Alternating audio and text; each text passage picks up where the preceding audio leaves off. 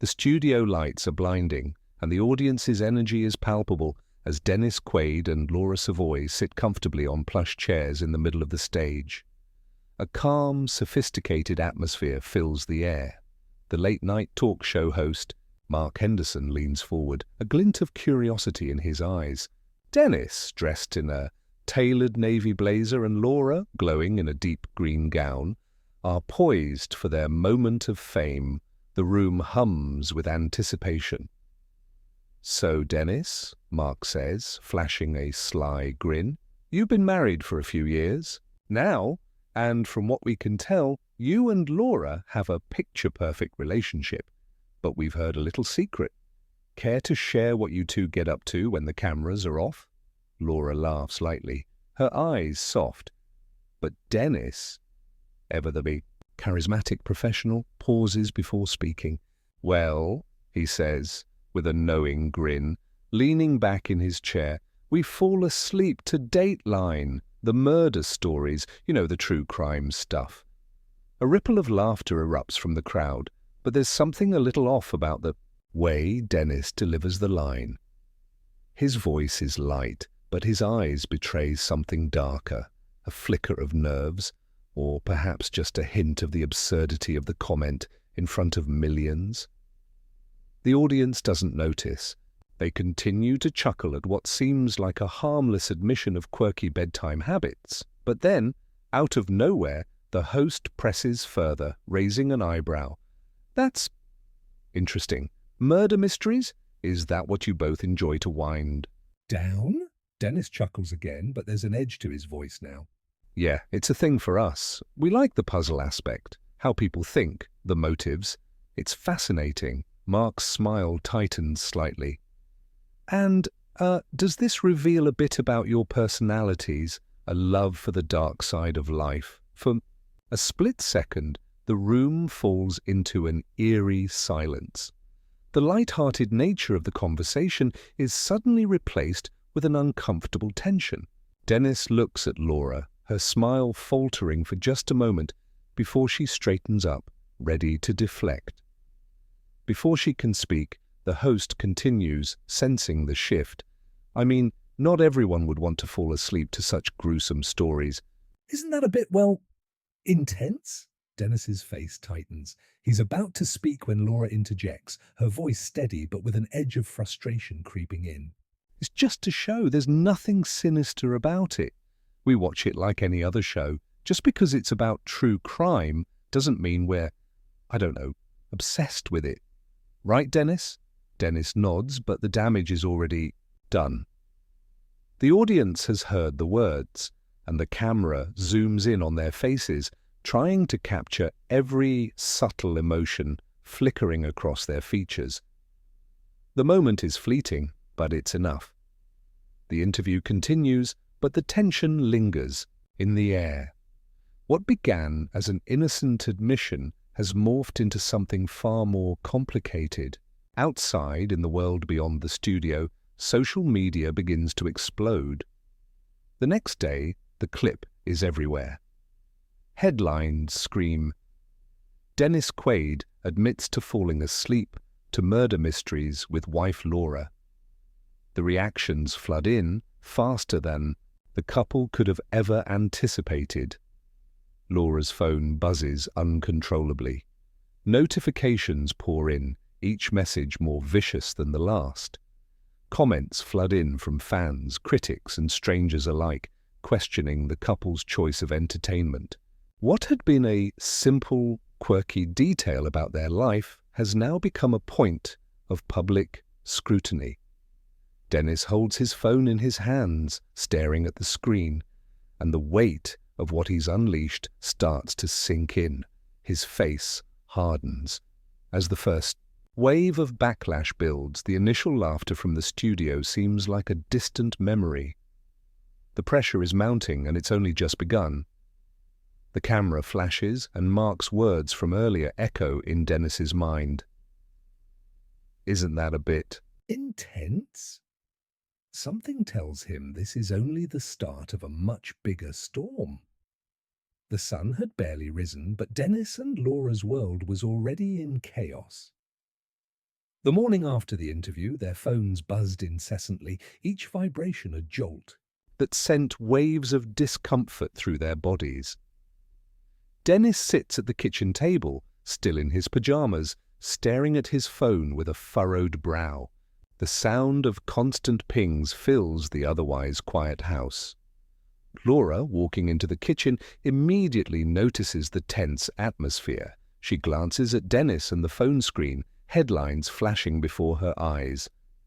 Dennis Quaid's strange obsession with murder mysteries, a sign of something darker.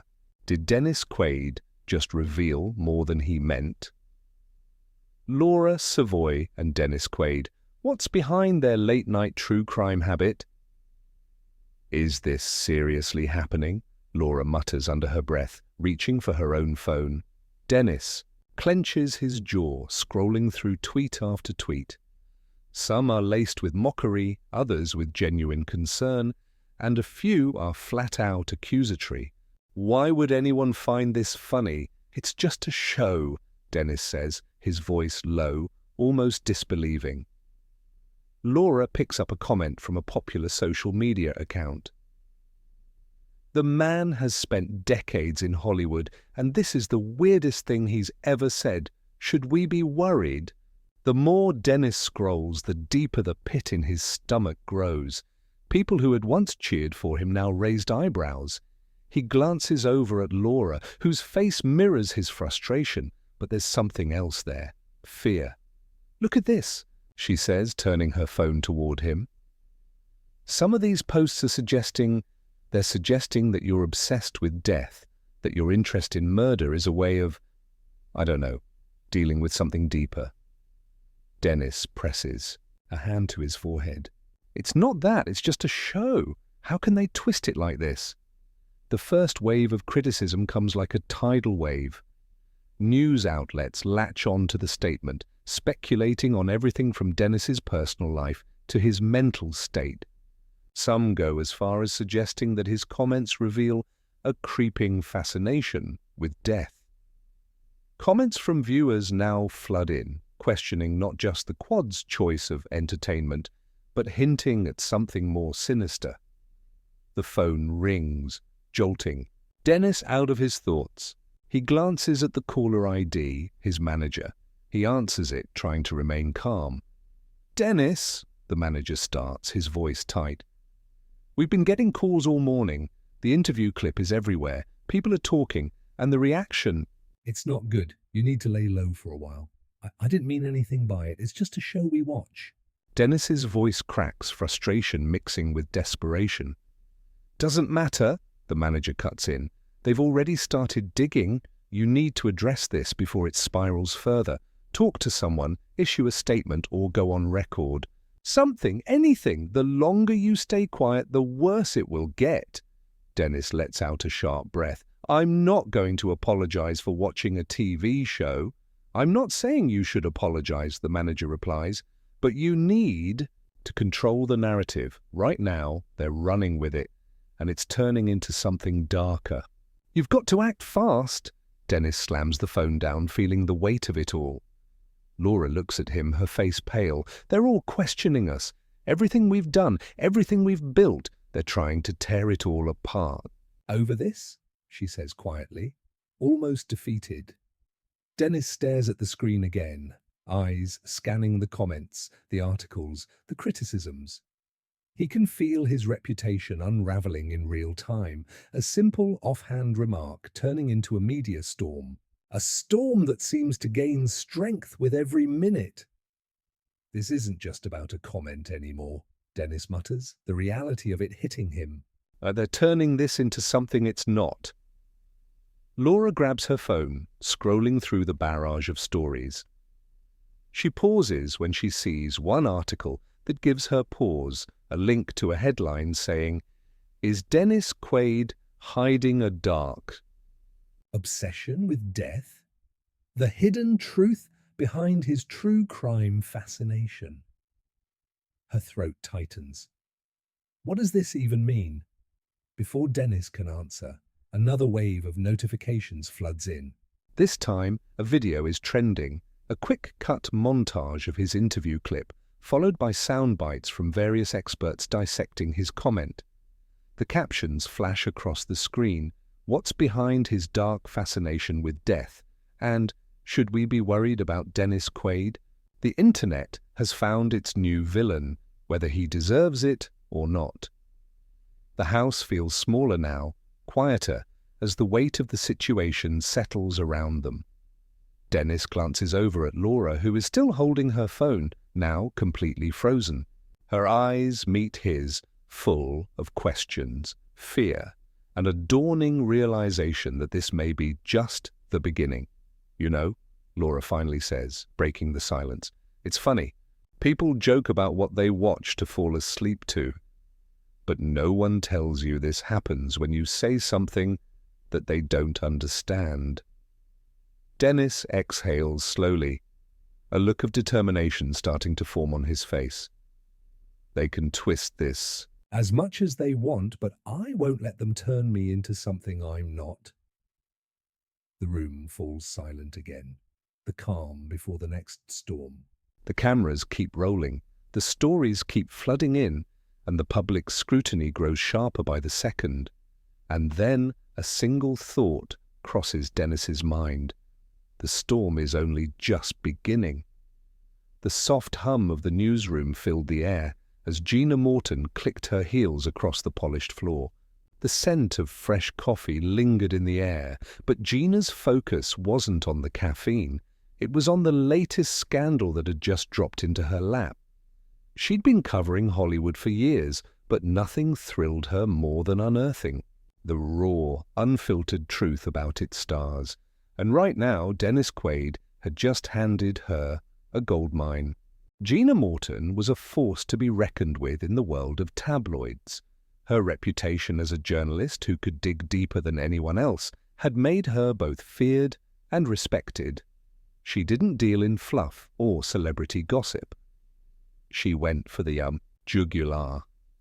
And today, Dennis Quaid was in her sights.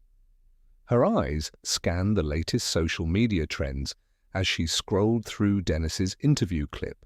The clip where Dennis, with the offhand comment about falling asleep to murder mysteries, had sent the internet into a frenzy. Gina's lips curled into a smile as she jotted down a few notes. This was the kind of story she thrived on. She sat down at her desk and began typing, her fingers moving swiftly across the keyboard. Her latest headline practically wrote itself. Dennis Quaid's dark secret, the man behind the screen, exposed. Below the title, the first line read, "What the world doesn't know about Dennis Quaid may shock you." The first article was a direct attack on Dennis's choice of entertainment. Gina focused on his offhand remark about falling asleep to Dateline's murder stories, twisting it into something darker. She painted a picture of a man obsessed with violence and death, hinting that his fascination went beyond just a quirky hobby. The piece suggested that perhaps Dennis's love for true crime reflected a much deeper, unsettling side, a man who had faced trauma in his past and could never quite escape the darkness. She didn't stop there. In the next article, Gina shifted her focus to Dennis and Laura's marriage. She spun a narrative that their relationship, which had once been celebrated as picture-perfect, was now under a microscope. Gina suggested that their seemingly perfect union was a facade, that Laura was trying to cover up something much more sinister. She hinted at secrets between them, questioning whether Dennis's behavior was starting to affect their bond. She wrote, "Dennis Quaid's obsession with death is no longer just a hobby. It's seeping into every aspect of his life, including his marriage. Is Laura Savoie truly in love, or is she trapped in a web of lies? Does she really know the man behind the public persona?" By the time Gina's pieces were published, the media storm intensified. The articles went viral almost instantly. The headlines splashed across every tabloid, every gossip site. Readers gobbled up every word, fascinated by the twisted tale that Gina had masterfully constructed. The public began to question everything they thought they knew about Dennis and Laura. But Gina wasn't done. She knew she had to strike while the iron was hot. With each new article, she pushed the narrative further, making insinuations about Dennis's mental state, painting him as a man teetering on the edge. Her words felt like venom, each sentence calculated to chip away at his credibility. She wrote, "Hollywood's favorite nice guy is hiding a disturbing obsession. Is the charming Dennis Quaid really a man of dark desires?" By now, the tension between Dennis and the press had reached a boiling point. Everywhere he went, cameras flashed, reporters asked him questions about his fascination with murder, and the whispers behind his back grew louder. But Gina's articles had made the most impact. Her relentless pursuit of his secrets was the one thing that stood above all the other chatter. Dennis had become her obsession. In an attempt to salvage their reputation, Dennis and Laura issued a brief statement. Laura, in a carefully crafted message, defended their harmless late-night habit. She explained that their love for true crime stemmed from their shared interest in psychology and that they had no ulterior motives. But Gina wasn't swayed. She had already turned that defense into another headline. Laura Savoie backs Dennis's disturbing obsession, but does she know the full truth? Dennis paced through the house, his mind racing as the press continued to eat away at him. Every headline felt like a punch to the gut. He knew that Gina was trying to destroy him, not just for the sake of a good story, but because she could sense weakness in him. She was playing a long game, and every move he made only seemed to add fuel to her fire. He threw his phone onto the couch, his frustration boiling over. "She's not letting this go," he muttered, pacing again. Laura stood in the doorway, her expression filled with concern. "She's not stopping," Laura said quietly, reading the frustration in Dennis's eyes. "We have to fight back. We can't let them twist everything we say." Dennis stopped in his tracks, turning to face her. "I don't know how to fight someone like Gina Morton. She's everywhere. She's got an army of followers, and she's relentless." Laura's eyes hardened with resolve. "We've been through worse, Dennis. We can handle this. We have..." 2. Just as Dennis opened his mouth to respond, his phone rang again. He glanced at the caller ID, his lawyer. A sudden chill swept over him. He answered, his voice tight. "Dennis, we need to talk." The lawyer's voice crackled over the line. "The tabloid isn't just writing articles anymore. They're pushing for a full investigation into your personal life. There's a chance they might even bring this to court." Dennis's heart sank. "What? Over what?" "They're saying your obsession with murder stories is more than just a hobby. And now they're digging into your past, looking for anything they can use to discredit you," the lawyer explained. "This is bigger than just a few articles now. You've got to be prepared for the fallout." The weight of the situation hit him like a freight train. Gina Morton wasn't just a journalist. She was an adversary who knew how to tear down reputations. Dennis and Laura were fighting an enemy that was playing for keeps. As he hung up the phone, Dennis glanced at Laura. The fight wasn't just about defending their relationship anymore. It was about surviving the storm that Gina Morton had unleashed. The room fell into tense silence as the full magnitude of their situation began to set in. Dennis and Laura stood at the edge of a battle they hadn't fully prepared for, with Gina Morton leading the charge against them. And the worst part? They knew the war had only just begun. The tension in the room was palpable. The studio lights blazed down, harsh and unforgiving, as Laura sat across from the well-known morning show host, Samantha Westbrook. The set was bright, airy, designed to put guests at ease, but today Laura felt anything but at ease. Her fingers were clasped tightly in her lap, betraying the nerves she was trying to suppress. Samantha, the epitome of composed professionalism, leaned forward slightly, her eyes sharp with the intent to get answers. Laura, thank you for being here today. We know it's been a tough week for you and Dennis, and I'm sure you're aware of the backlash surrounding that interview. The comment about falling asleep to Dateline, the true crime obsession. People have been speculating, especially now that the story has snowballed. What would you say to those who claim it's more than just a quirky habit? Some are even suggesting that Dennis's fascination with murder could point to something darker. Laura swallowed hard, her heart pounding in her chest. The interview had been set up to calm the public's nerves, to provide clarity. Instead, it felt like a trap. Her every word was being scrutinized, and the media vultures were circling in the background, waiting for her to slip up. Taking a deep breath, Laura straightened her back and met Samantha's eyes. "It's absurd," she said firmly. "We've been married for years, and we watch what we enjoy. Murder mysteries, true crime, there's nothing sinister about it. Dennis is a fan of puzzles, of understanding human behavior. It's simply entertainment.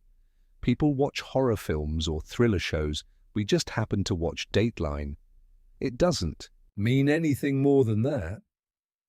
Samantha didn't back down. "But isn't it troubling, Laura? Isn't it a bit strange for a married couple, especially one so publicly adored, to spend their nights watching stories about violence and death? I mean, doesn't it raise some concerns?" Laura's jaw clenched. She could feel the weight of the question bearing down on her, trying to plant doubt in her mind. But she refused to let it take root. "No, it doesn't. And I'm tired of having to justify it. Just because it's about murder doesn't mean we're obsessed with death or violence. It's not a reflection of our personal lives or our relationship. We're not hiding anything. This is just our way to wind down." The words felt like a shield, but Laura knew it wouldn't be enough. Samantha's expression shifted. There was something almost predatory in her gaze. She wasn't letting Laura off the hook that easily. "But here's the thing," Samantha continued. "Many are wondering if you're defending Dennis a little too vehemently. Are you sure you're not hiding something? Critics have started saying that your stance on this is more than just about defending a harmless hobby. Some suggest you're trying to cover up something much more troubling. Could it be that Dennis's so-called quirky interest in true crime points to a much darker truth you're trying to protect?" Laura's face flushed. It was one thing to be questioned about Dennis's choice of entertainment, but now the implications were growing darker, more personal. The accusations were no longer just about the interview. They were about her marriage, and about a secret she wasn't willing to reveal. Her pulse quickened, but she held her ground, keeping her voice steady. "Absolutely not. I'm not hiding anything. Dennis is a good man, a kind man. Just because people don't understand his interests doesn't mean we have something to hide. You're trying to twist the narrative here, Samantha. This is a simple misunderstanding, and you're making it into something it's not." The air around them thickened with tension. Samantha's eyes glinted, clearly sensing that she'd struck a nerve. The line of questioning shifted into personal territory, digging deeper into their relationship, insinuating that Laura was protecting her husband from something darker. The subtle suggestion that Dennis was hiding a secret, something dangerous, hung heavily in the air. The media, it seemed, wasn't satisfied with just the surface. They wanted more. They wanted to know the secrets that Laura was trying so desperately to keep hidden. Laura felt her heart race, but her exterior remained cool, unyielding. "I'm not trying to cover anything up. Our private life is exactly that, private. What we watch, how we choose to relax, is nobody's business but our own." But Samantha wasn't done yet. But Laura, the public is always curious about celebrities' personal lives. And when things like this happen, when one of Hollywood's most beloved couples is thrust into controversy, well, the curiosity is only natural. There are many out there who feel that you're too defensive. What are you afraid of? It was the question that pushed Laura to the edge. Her fists clenched tightly in her lap. She took a deep breath, her face hardening. There is nothing to be afraid of, but I will not let anyone tear apart my husband or my marriage just because of a misguided assumption about a TV show we like. I won't stand for it. Her voice was firm now, resolute, and the audience could feel the shift in her energy. She wasn't backing down. Dennis and I have been through enough in our lives. We've fought too hard to let people, especially people like you, paint us as something we're not. For a moment, there was silence. Samantha studied Laura carefully, her expression one of mild surprise, mixed with respect for the fire that Laura had ignited in that moment. But Samantha wasn't about to concede. I see. Well, Laura, I'm sure many will appreciate your candor. But the questions remain, and as you know, the media can be a powerful force. I guess we'll just have to wait and see how this story unfolds. As the cameras cut to a commercial break, Laura sat back in her chair, her muscles tense, her thoughts racing. The room fell into a strange stillness, but it was a stillness filled with uncertainty. She had fought back hard, perhaps too hard, but deep down she knew this was only the beginning. The press wasn't going to let this go. They were digging deeper, pushing harder, and with every article, every question, every insinuation, the walls were closing in, and yet, despite it all, Laura stood firm. She would protect her family. She would protect Dennis, no matter the cost. As the interview ended, the cameras cut, and the flood of questions from reporters outside the studio began. But Laura had already made up her mind. She wasn't backing down. Not now, not ever. The media would not control their story. She would. The world seemed to pause as Dennis sat in his home office, scrolling through his emails. It had been a few days since the interview, and the dust had started to settle, or so he thought. He had been trying to ignore the rumors and the media frenzy, but the tension in the air was still thick, hanging over him like a storm cloud. His phone buzzed again, but this time it wasn't just a notification. It was a message from his manager, and the urgent tone of the text sent a chill down his spine. "Get on the news. Something has just broken. It's bad." Dennis's heart pounded as he opened the news app, his eyes scanning the headlines. The first one caught his attention immediately. Exclusive. Dennis Quaid's dark past. Leaked emails expose obsession with unsolved murders. He clicked on the link, and the details began to unfold. Emails from Dennis's past, dating back nearly 2 years, had surfaced. They weren't just casual exchanges about his interest in crime stories. They were deeply personal, detailed, and alarming. The emails were exchanges between Dennis and a private investigator named Alex Waller, who specialized in unsolved murder cases. The contents were chilling. Dennis had been inquiring about cold cases, asking for updates on investigations that had gone nowhere, requesting details on victims' families, and even offering to fund further investigation into specific cases. The first article about the leak included a shocking excerpt from one of the emails. "I'm fascinated by the way people's lives are completely uprooted by tragedy. Can you give me any insight into the motives behind unsolved murders? I feel like there's something that hasn't been uncovered yet, something in the details of these stories." Dennis froze. His breath caught in his chest.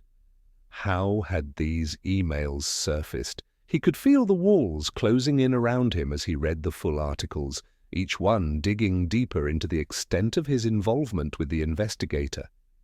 It was clear that Dennis's previous explanation, his harmless love for true crime, was no longer going to cut it. This was different. This was personal. Laura entered the room, sensing the shift in atmosphere. She approached Dennis slowly, her eyes wide with concern. "Dennis, what's going on? What happened?" He could barely meet her gaze. His hands were shaking as he held up his phone. "These damn email! They're everywhere! Someone leaked them. Everything I've tried to keep private, it's all out there now." Laura's face drained of color as she read the headlines on the screen. The weight of it hit her like a ton of bricks. The couple's already fragile public image was now teetering on the edge of collapse. The scandal wasn't just a matter of taste anymore. It was turning into something darker, something that called into question Dennis's sanity, his stability, and his very motives. "This is bad," Laura whispered, stepping back. "I don't know how we're going to get through this." Dennis's mind was racing, but all he could hear were the words from the leaked emails echoing in his mind. Fascinated by the way people's lives are uprooted by tragedy. He had never intended for his private obsession to be exposed like this. This wasn't just an interest in crime, it was now being spun as something far more troubling. The media had pounced on the leak with fervor, twisting the narrative in ways Dennis hadn't anticipated. As the phone buzzed with yet another message, this time from his lawyer, Dennis stood up, pacing the room, his anxiety growing. The world around him felt like it was unraveling. How could they explain this? How could they come back from this? "Dennis," Laura said quietly, stepping closer. "What's really going on? You've never told me about this investigator." "What were you really doing?" Dennis paused, looking her in the eyes. She wasn't angry, she was scared. For the first time he saw the real weight of the situation reflected in her gaze. She wasn't just worried about the media anymore, she was worried about him. I didn't mean for this to happen," Dennis said, his voice breaking. "It was just curiosity at first. I was trying to understand things, to understand why these cases went unsolved, why people do the things they do. It wasn't about anything else, but now—" He trailed off, unable to finish the thought. Laura took a deep breath, her eyes filling with both concern and resolve. "But now we have to deal with the fallout. This isn't just about some harmless hobby anymore. It's about your mental state, Dennis. This looks like an obsession. And now it's out there for everyone to see." The phone buzzed again. Another message from the lawyer. This time, Dennis didn't even bother to check. It didn't matter anymore. They were too deep in this now. The leaks didn't just stop with the private investigator. Soon, even more of Dennis's personal life was laid bare for the public. Articles claimed that he had started looking into the families of murder victims, contacting them under false pretenses. There was even talk about his alleged visits to crime scenes, although no one had any actual proof. It wasn't just about the true crime obsession anymore. It was about trust, and now even his closest friends were questioning him. Rumors spread that some people within his inner circle were starting to doubt his behavior, whispering that Dennis might have been hiding something more sinister all along. The backlash was swift. Social media exploded again with people dissecting every word of the leaked emails. Commentators on talk shows began questioning whether Dennis was involved in any of the crimes he had obsessively researched. People began to wonder if his fascination with unsolved murders was rooted in a much darker desire to be a part of the stories rather than just observe them. Dennis's agent called him, asking him to lay low to issue a public statement, but Dennis felt like the walls were closing in. Every attempt to explain, every attempt to salvage his reputation seemed to backfire. The more he tried to control the narrative, the more the media twisted it, turning him into a figure of suspicion. "Laura, what do we do now?" Dennis asked, his voice heavy with uncertainty. The familiar weight of Hollywood's unforgiving spotlight now seemed unbearable. Laura, never one to back down, put a hand on his shoulder. "We face it, together. We've always been a team. We'll fix this. We have to." But as the hours passed, Dennis couldn't shake the feeling that they were losing control. Every time they tried to push back, something else came to light. The leak wasn't just a minor setback. It was the beginning of something much more dangerous, something that could threaten everything they had worked for.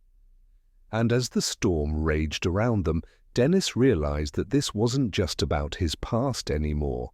It was about his future and whether he and Laura could survive the fallout.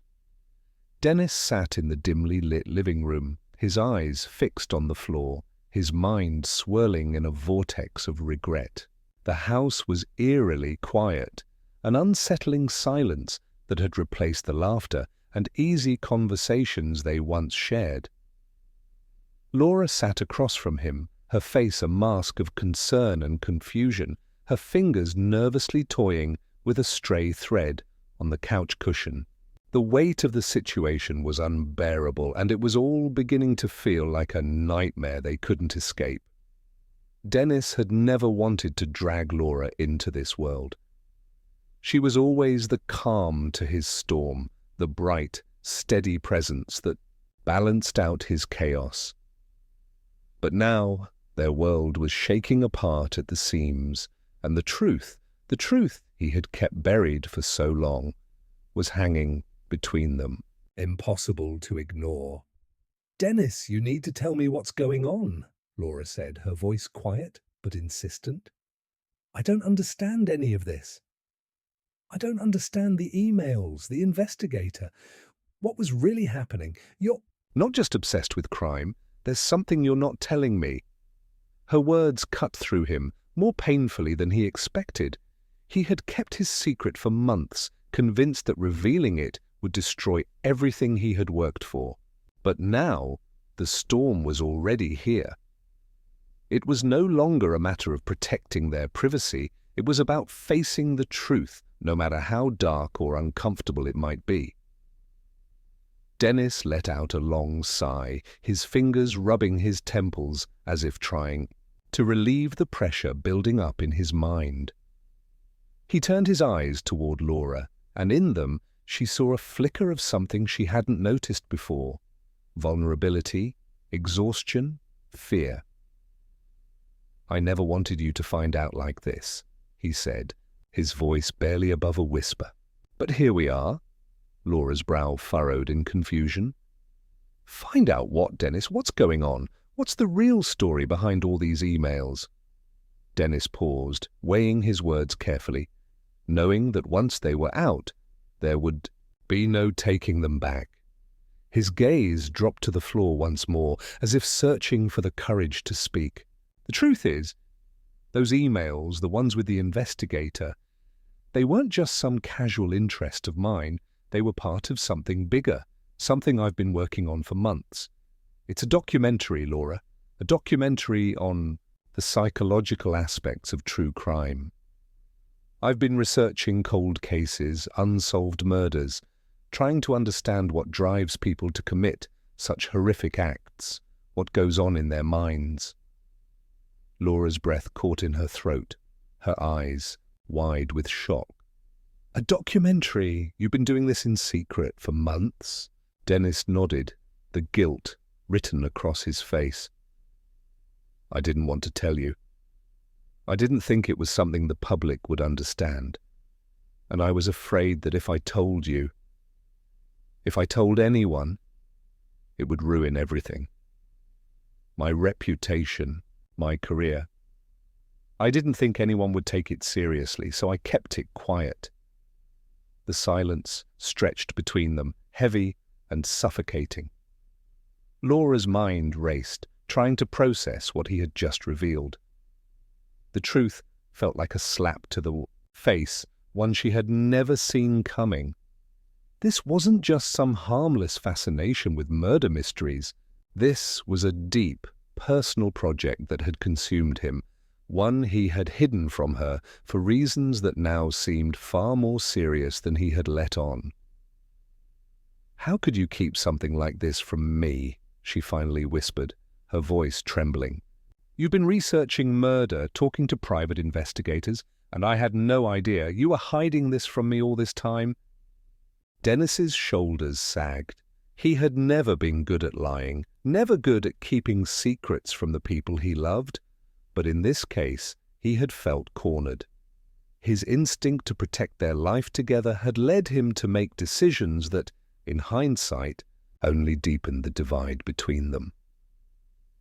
"I didn't want to hurt you," he said quietly, his voice full of regret. "I thought if I just kept it quiet, it wouldn't affect anything. But now everything's falling apart. I never imagined it would get this far." "I never thought those emails would get leaked." Laura's eyes filled with tears, but she didn't let them fall. She wasn't sure what to feel, betrayed, confused, or just completely lost. She wanted to understand, but the weight of it all felt like too much. "You've been obsessed with this project, Dennis, all this time, and I had no idea." Her voice cracked slightly as she spoke. "How can I trust you now? You kept something so big from me. How am I supposed to believe that this isn't something else, that there isn't more to it than just a documentary?" Dennis looked at her with desperation in his eyes. "Laura, I swear to you, it's just a documentary. I was trying to understand human nature, to explore the psychology behind why these things happen, but I got caught up in it. I didn't know how to stop. And when the press got hold of those emails, I realized I was too deep into it." Laura took a shaky breath, trying to hold herself together.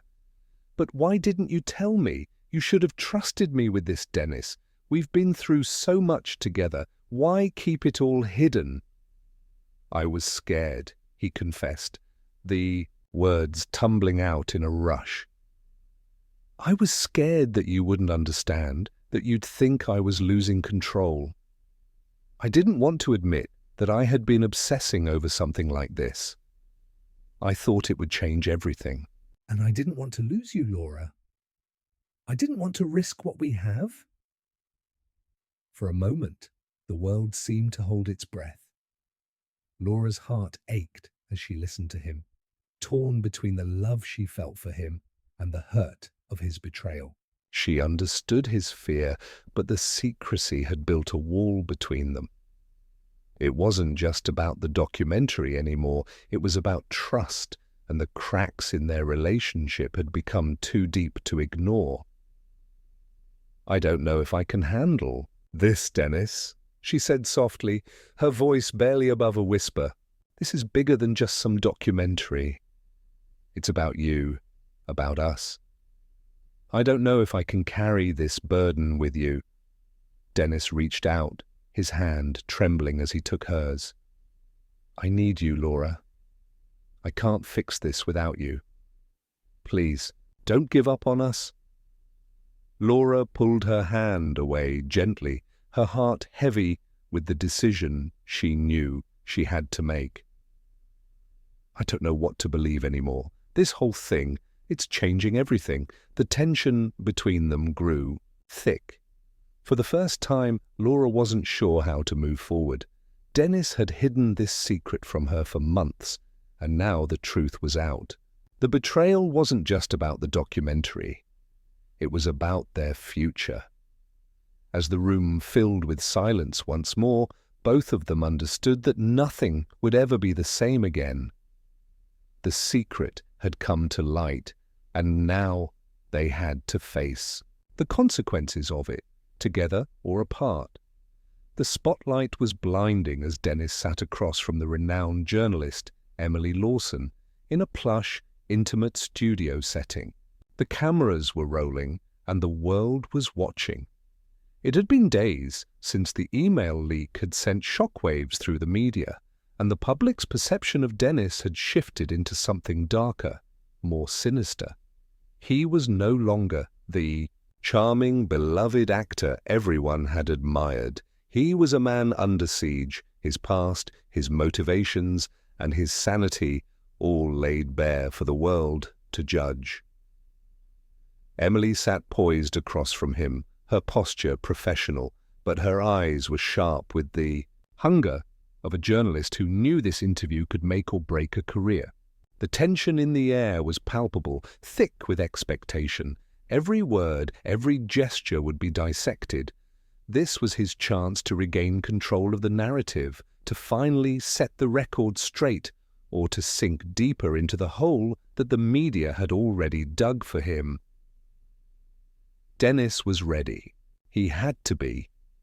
But even as the cameras began to roll, a small part of him hesitated. This wasn't just about his reputation anymore. This wasn't just about salvaging his career. This was about something much more personal, something he had kept buried for years. Emily smiled at him gently, but her eyes were calculating. Dennis, it's been a difficult few weeks. We've seen the media frenzy over your comments about true crime, the leaked emails. People are asking questions about your obsession, about your marriage, about your mental health. I think it's time to ask you directly, what's really behind your interest in murder mysteries? Is it more than just a hobby? Dennis took a deep breath. This was it, the moment he had been dreading and preparing for. He glanced at Laura in the front row, her eyes locked on him, her face a mixture of hope and fear. She had urged him to take control of the situation, to stop hiding. But could he really face the truth after all these years? Could he risk the world knowing the story he had never told anyone? For a long moment, Dennis didn't speak. The room was eerily silent, the air thick with the weight of his unspoken words. The audience watched, waiting for him to break, for him to crack under the pressure. But then slowly, almost as if the words were coming from a place he had no control over, Dennis began to speak. "I've spent most of my life running from this," he said, his voice low yet steady. "I've been running from a memory that I couldn't escape, no matter how hard I tried. For years, I've tried to bury it, to move on like it never happened. But it did, and I've been haunted by it every single day." Emily's expression softened, sensing the shift in Dennis's tone. She leaned forward, her curiosity piqued. "What memory, Dennis?" Dennis closed his eyes for a brief moment, the weight of the confession pressing down on him. He hadn't expected this to be so hard, but the truth always had a way of resurfacing when least expected. His hands clenched into fists at his sides, his knuckles white as he gathered the strength to continue. "When I was a teenager, my sister Mary was murdered," Dennis said, his voice cracking ever so slightly. "It was a brutal, senseless crime. And it was never solved. The case went cold and the police, they never found the killer. The questions, the not knowing, they've eaten away at me my entire life. That's why I started getting into true crime. That's why I became obsessed with unsolved murders. It's not just a fascination, it's a need for answers. It's a need to understand why things like this happen, and to somehow, some way, get closure for the people who have been left behind, like my family." The room seemed to freeze. The air was thick with shock as the audience absorbed Dennis's words. Emily blinked, taken aback by the rawness of the revelation. For a moment, even she seemed lost for words. The cameras continued to roll, but the mood in the studio had shifted dramatically. Gone was the tension of an interrogation. Now there was something more vulnerable in the air, something much more human. Dennis exhaled slowly, the weight of the confession lifting slightly, though it still felt heavy in his chest. He turned his gaze toward Laura, who was sitting in the front row, her eyes wide with surprise and something else, understanding. She had never known the full story. And now, for the first time, she understood why Dennis had been drawn to the world of true crime, why he had kept it hidden for so long. "I didn't want anyone to know about this," Dennis continued, his voice steadier now. "I didn't want it to define me. I didn't want to be seen as someone who was obsessed with death, with tragedy." "But the truth is, I've been trying to make sense of something that never made sense. I've been trying to find justice for my sister in a world that's moved on." Emily was silent for a moment, the gravity of Dennis's words sinking in. The audience, too, was quiet, absorbing the magnitude of the confession. It wasn't just about a man obsessed with true crime anymore. It was about a man who had suffered an unimaginable loss and had been searching for answers in the only way he knew how. "You've been carrying this alone," Emily said softly, her voice tinged with empathy. "For how long?" Dennis swallowed hard, the emotion building in his chest. "Over 30 years. I've never told anyone the full story, not even Laura. I never thought it would be something anyone would understand. I thought if I just kept it buried, it wouldn't hurt so much. But it's never stopped hurting." The room was still. The only sound was the soft hum of the cameras capturing every moment, every word. Dennis's confession had pulled the rug out from under his critics, his fans, and the entire narrative the media had built around him. It wasn't just an obsession, it was a coping mechanism, a way to heal the wounds he had never been able to close. As Emily looked at him, there was a shift in her eyes. Gone was the sharp journalist, the investigator of stories. Now she saw a man in pain, a man who had been running for years. And for the first time in the entire interview, she nodded gently, her voice quiet but understanding. "Thank you for sharing that with us, Dennis," she said, her tone softer than it had been at the beginning. "I think the world now understands why this has been such a personal journey for you." The interview ended shortly after that, but Dennis knew that his confession had done more than just explain his actions. It had redefined the narrative. For the first time in weeks, he felt like he had regained control. The media had painted him as a villain, as someone who was obsessed with death and darkness. But now they had no choice but to see him as a man who had been shaped by tragedy and loss, a man who had spent his life searching for answers to a question that had haunted him for far too long. As the cameras stopped rolling, Dennis felt the weight of the world begin to lift. He had told the truth. And that truth, no matter how painful, had set him free. The weeks following Dennis's explosive confession had done nothing to settle the storm. If anything, the waves had grown larger, crashing against the rocky shores of his reputation with an intensity that left him barely able to catch his breath. The public's reaction was anything but unanimous. Dennis, who had once been the darling of Hollywood, now found himself in the eye of a media tempest that seemed impossible to navigate. The first signs of change came quickly. In one corner of the media world, the sympathy flooded in. Articles were published, some with supportive headlines. Dennis Quaid opens up about family tragedy in emotional confession. A Hollywood icon's painful truth. Dennis Quaid speaks about sister's murder.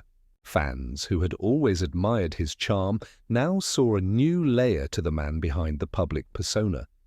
His pain was no longer just a subplot of a Hollywood career. It was a reality that many could understand. Social media flooded with support as fans expressed empathy for a man who had been carrying such a heavy burden in silence for so many years. Many of his long-time followers shared their own stories of loss and grief, connecting with Dennis on a level that had never been possible before. One fan tweeted, "Dennis Quaid has been through more than anyone could imagine. His sister's death, my heart aches for him. People should stop judging and start understanding." On the talk show circuit, a wave of empathy swept through, and some hosts, especially those with personal experience with trauma, rallied around him. Even his peers, fellow actors who had known him for years, spoke out in support. "He's a great guy," said Matthew McConaughey publicly. "He's always been there for others, and I can't imagine the pain he's carried around. If he's working through this, we should support him, not tear him down." But for every supportive tweet, for every sympathetic article, there was an equal and opposite force, a division in the media that seemed to grow with each passing day. The backlash didn't subside. In fact, it intensified in other corners of the press, with critics and pundits questioning the timing of Dennis's revelation. Was it a genuine cry for understanding, or was it a carefully calculated move to avoid the heat? The most prominent voice of skepticism was Gina Morton, the tabloid journalist who had spearheaded much of the early criticism. Her latest headline, "Dennis Quaid, is his tragic past an excuse for his bizarre behavior?" cut to the heart of the debate. People don't just suddenly start obsessing over murder mysteries in their 50s, she wrote in her latest piece. It's clear that Dennis Quaid has been hiding something for years. His confession about his sister's murder may have garnered sympathy, but let's not forget the strange behavior that led us here. This obsession, his secrecy, it all points to a deeper issue. Is he using his tragic past as a crutch? Or is there something far darker lurking beneath the surface? Her article cited previous statements made by Dennis, including his exchanges with the private investigator and his unexplained behavior before the leak. What's really going on here? Was this a way of sidestepping the scandal, or is there a more troubling side to Dennis Quaid we've been overlooking for decades? The insinuations were sharp, casting doubt on the sincerity of Dennis's confession. The media response became a battleground. On one hand, there were those who empathized with him, understanding that a man who had suffered such a loss could turn to dark outlets for solace. On the other hand, there were the cynics who saw his confession as a convenient way to shift public perception without addressing the real issues at hand. The division extended to social media, where hashtags like "Dechu Dennis deserves closure" and "Dechu true crime apology" trended alongside "She not buying it" and "Excuse for the dark side." Forums and threads across the internet erupted with fierce debates. Was this an authentic journey of healing, or was Dennis attempting to rewrite his narrative to salvage his career? Is he really just a victim? One user commented on an article, or is he using his sister's murder as an excuse for everything? Strange he's done lately, he can't hide behind that forever. Another tweeted, "I'm sorry for his loss, but this doesn't explain everything. There's something off about all of this." Meanwhile, public opinion continued to sway. Some of his closest friends in Hollywood, including longtime collaborators, were starting to distance themselves, hesitant to be associated with a man whose personal life now seemed inextricably tied to the scandal. Rumors swirled that major projects he had been involved in were in jeopardy. Some studios were quietly reconsidering their associations with him, fearful that the cloud of controversy would affect box office returns. Dennis, who had spent years cultivating a charming, affable public image, now found himself trapped between two forces, one side seeing him as a deeply wounded man deserving of grace, the other viewing him as a manipulative figure who had hidden his trauma for too long, only to pull it out as a shield when the heat became too intense. In private, Dennis and Laura's relationship began to show signs of strain. While Laura had initially been supportive of his decision to speak out, the continued scrutiny was taking its toll. There were moments when Laura would stare at him in silence, as if trying to reconcile the man she had known for so long with the man the world was now seeing. "I don't know how to deal with this anymore, Dennis," she confessed one night, her voice trembling. "It's like everyone has an opinion and it's tearing us apart. Some people are with you, but others, they don't see you the way I do." Dennis, exhausted by the emotional weight of it all, could only nod.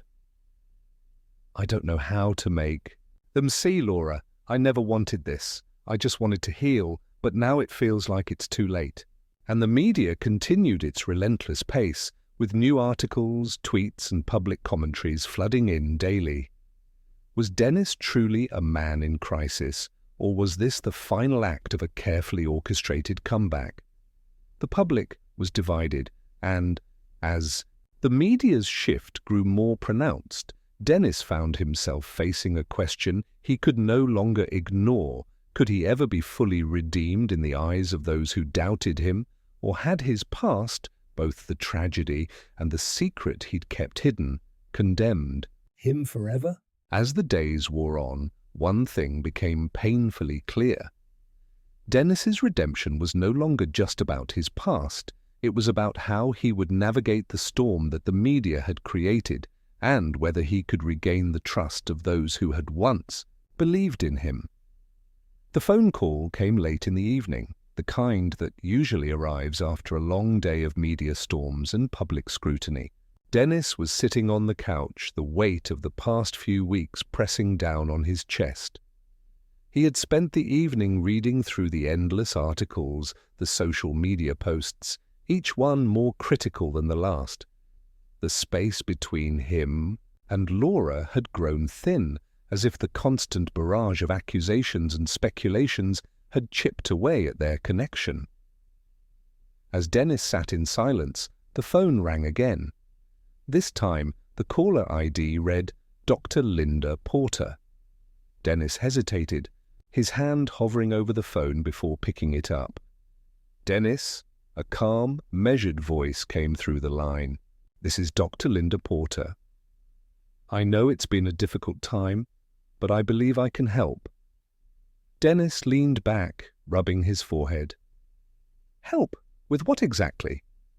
"I'm a psychologist specializing in trauma and public perception.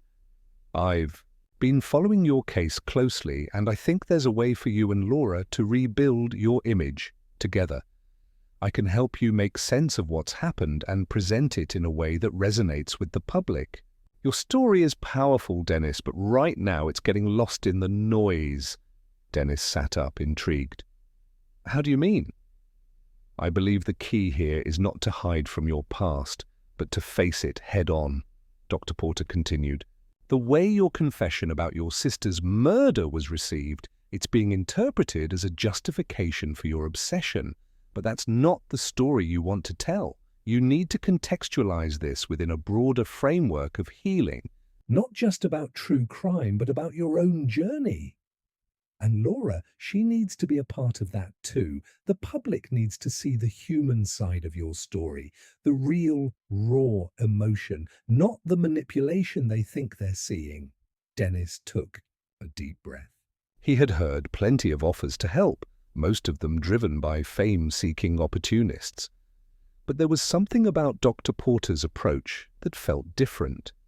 She seemed to understand the nuances of what had happened, and she was speaking to him in a way that felt personal, not just business. "How do you propose we start?"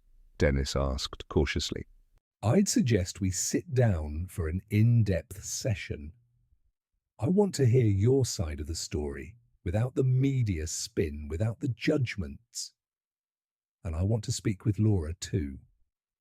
She's as much a part of this as you are. Once we have that foundation, We can craft a message that's genuine and grounded, but it will take time and it will require full transparency. No more hiding, Dennis. Her words were clear and direct, but Dennis couldn't shake the feeling that Dr. Porter was more than just a psychologist trying to help. There was something in her tone, a calculated precision, a certain sense of professionalism that suggested she was aware of the media's fascination with her involvement. Dennis wasn't naive. He knew that if she were to take him and Laura on as clients, it could be as much about her career as it was about theirs. Still, something about the idea of working with Dr. Porter felt like the right choice. He needed someone who could help him navigate this storm without losing himself in the process. And Laura, he needed to show her that he was committed to facing his past, committed to fixing their relationship. "We'll do it," Dennis said, finally. "Let's set something up." The first meeting with Dr. Porter was set for the following week. It took place in a sleek office that could have easily been mistaken for a high-end therapy center or a corporate consultancy firm.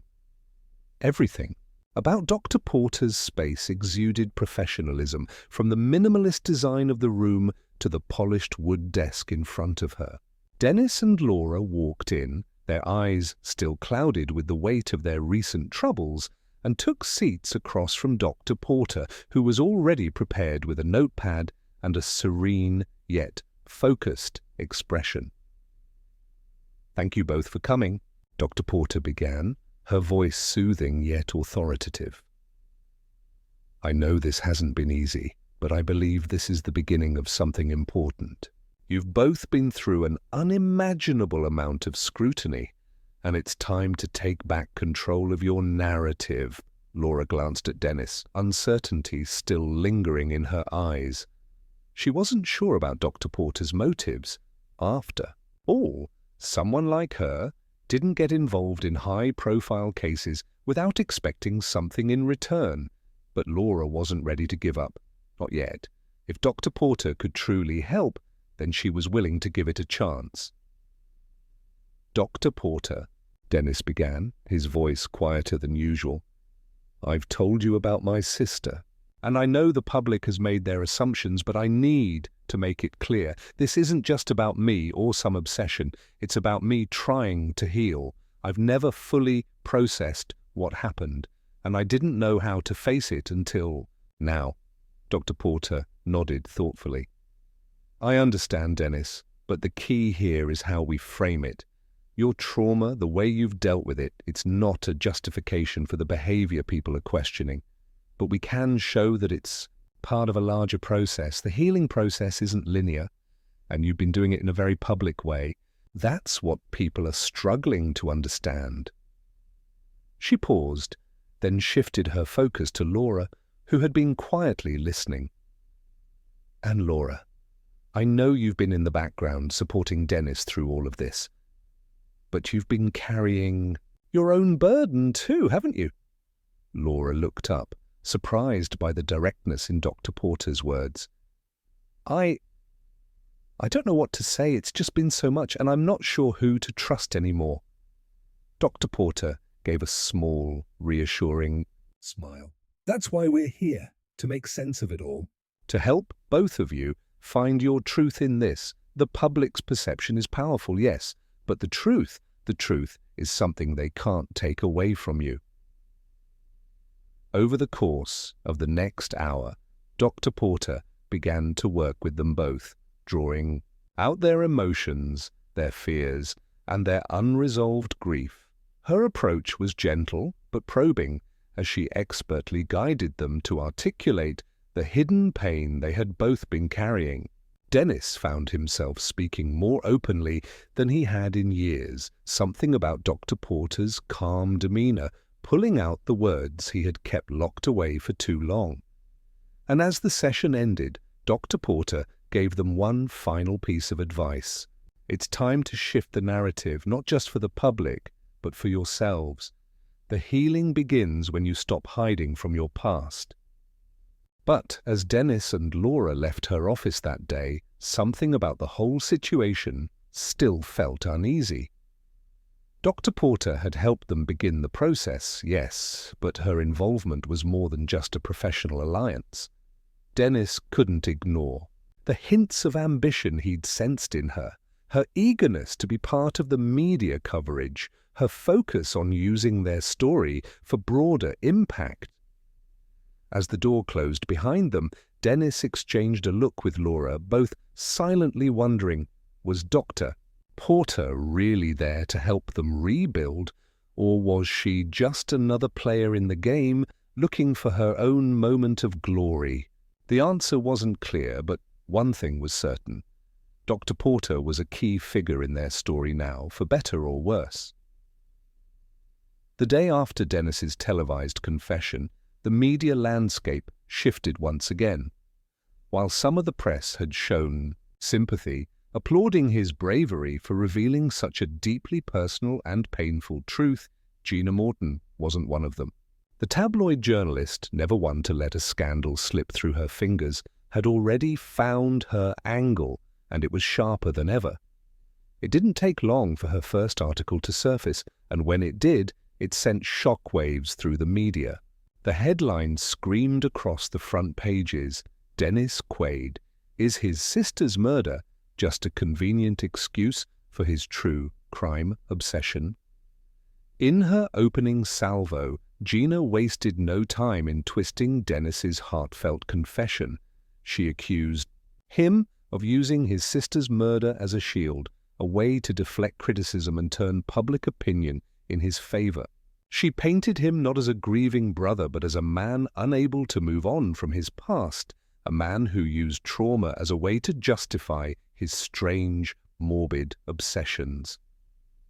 The media's darling Dennis Quaid has been caught in a web of his own making, Gina's article began, dripping with disdain. In his attempt to rehabilitate his image after weeks of controversy, Quaid has leaned heavily on the tragic murder of his sister Mary, a crime that has remained unsolved for decades. But is it truly grief that motivates his obsession with Guy death? Or is this just another attempt to play the victim? She went on to accuse Dennis of using his emotional confession as a get-out-of-jail-free card for his odd behavior. She noted that his long-standing fascination with true crime had become increasingly unhealthy, suggesting that his fixation on murder wasn't about justice or closure, it was about something darker, something more self-serving. Her words cut deeper than any article before. She had turned his vulnerability into an attack, questioning his motives and casting doubt on his sincerity. Dennis, who had hoped that his confession might lead to understanding, now found himself once again at the mercy of a media narrative that was determined to make him the villain. Dennis read the article in the privacy of his home, his heart sinking with each line. It wasn't the sympathy he had hoped for. It was an accusation, one that seemed to rip apart everything he had said in his confession. He closed the laptop, a heavy silence settling in the room. Laura, sitting next to him, knew exactly what was happening. She could see the storm in Dennis's eyes, the storm that Gina Morton had ignited once again. "This is too much," Dennis muttered, his voice thick with frustration. "She's twisted everything I said. She's not even trying to understand." Laura sat beside him, her hand gently resting on his arm. "She's trying to make you look like the bad guy." "You've always known she would." Dennis's eyes narrowed. "I'm done playing by the rules. It's time I fought back." The following day, Dennis did something he had never done before. He took to social media, not with a plea for understanding, but with a sharp and calculated response. His post was brief but powerful. "I've always believed in the power of words, but some words, when used by the wrong people, only seek to hurt. Gina Morton's latest piece shows exactly what kind of journalist she is. A person who takes a man's most painful moment and turns it into a weapon. The truth is, I've never tried to hide from my past, but I won't stand by and let someone like Gina use my grief to make a career out of my pain." The post was direct No nonsense. It wasn't just a rebuttal, it was a challenge. Dennis wasn't going to be the passive victim anymore. He wasn't going to let Gina dictate the narrative. Instead, he was taking the reins of the story, and he wasn't about to let her off easy. Within hours, the media exploded with reactions. Dennis's fans, who had been silent until now, rallied behind him. His tweet went viral, shared by thousands who had grown tired of the media's cruelty and exploitation. But it wasn't just his supporters who took notice. Gina Morton did too. In a rare public appearance, Gina responded to Dennis's comments in a scathing retort. She stood in front of a sea of reporters, her lips curled into a smug smile as she addressed the accusations. "Dennis Quaid has made it clear," she said, her voice dripping with sarcasm. "He doesn't like the truth. He doesn't want to face the consequences of his own actions. But let's be real here. This isn't about his sister. This isn't about healing. This is about him using his past to excuse his behavior. And it's about time someone called him out on it." The crowd responded with a mix of murmurs and cameras clicking. But Dennis was ready. He had anticipated her retaliation, and now the gloves were officially off. The war of words between Dennis and Gina grew fiercer by the day. Every article she wrote, every comment she made, Dennis countered with sharp, witty retorts, each one aimed not just at defending his honor, but at dismantling her journalistic tactics. He didn't just call her out for her sensationalism, he mocked her, cleverly highlighting the hypocrisy in her approach. In one of his posts, he wrote, "Gina Morton has made an entire career out of exploiting pain, but unlike her, I won't. Hide behind my words. I'll stand by the truth, even if she can't handle it." The public's reaction was divided. On one hand, his supporters rallied even harder, applauding Dennis for fighting back against the vicious attacks. On the other hand, Gina's supporters, those who had long criticized Dennis for his behavior, found themselves rallying behind her once more. The battle between the two was becoming a spectacle that captivated the public's attention. Media outlets scrambled to cover every new development, every fresh exchange. Behind the scenes, the tension between Dennis and Laura began to rise. The constant back and forth with Gina was wearing on both of them. Laura, who had initially supported Dennis's decision to take control of his narrative, now found herself questioning whether this was the right fight to pick. She had always been the steadying force in their relationship, but now she found herself pulled between supporting Dennis and wondering whether the public feud was doing more harm than good. One evening, after a particularly heated exchange on social media, Dennis turned to Laura, frustration written all over his face. "I'm done being the one who hides. I'm not going to let her tear me apart anymore." Laura took a deep breath, her voice Calm but firm. "But is this really the way to move forward, Dennis? Are we fighting her, or are we fighting for ourselves? I want you to fight for us. I want us to heal, not get dragged into this never-ending cycle." Dennis looked at her, guilt creeping in. He knew Laura was right. This wasn't just about him anymore. It was about them, about their future together. But it felt like every time they tried to move forward, Gina pulled them back into the chaos. The battle with Gina Morton had escalated beyond anyone's expectations. But in the middle of the noise, Dennis had come to a realization. This war of words couldn't be the only battle he fought. The real fight was the one for his own peace, his own redemption, and that, he knew, would be the hardest battle of all.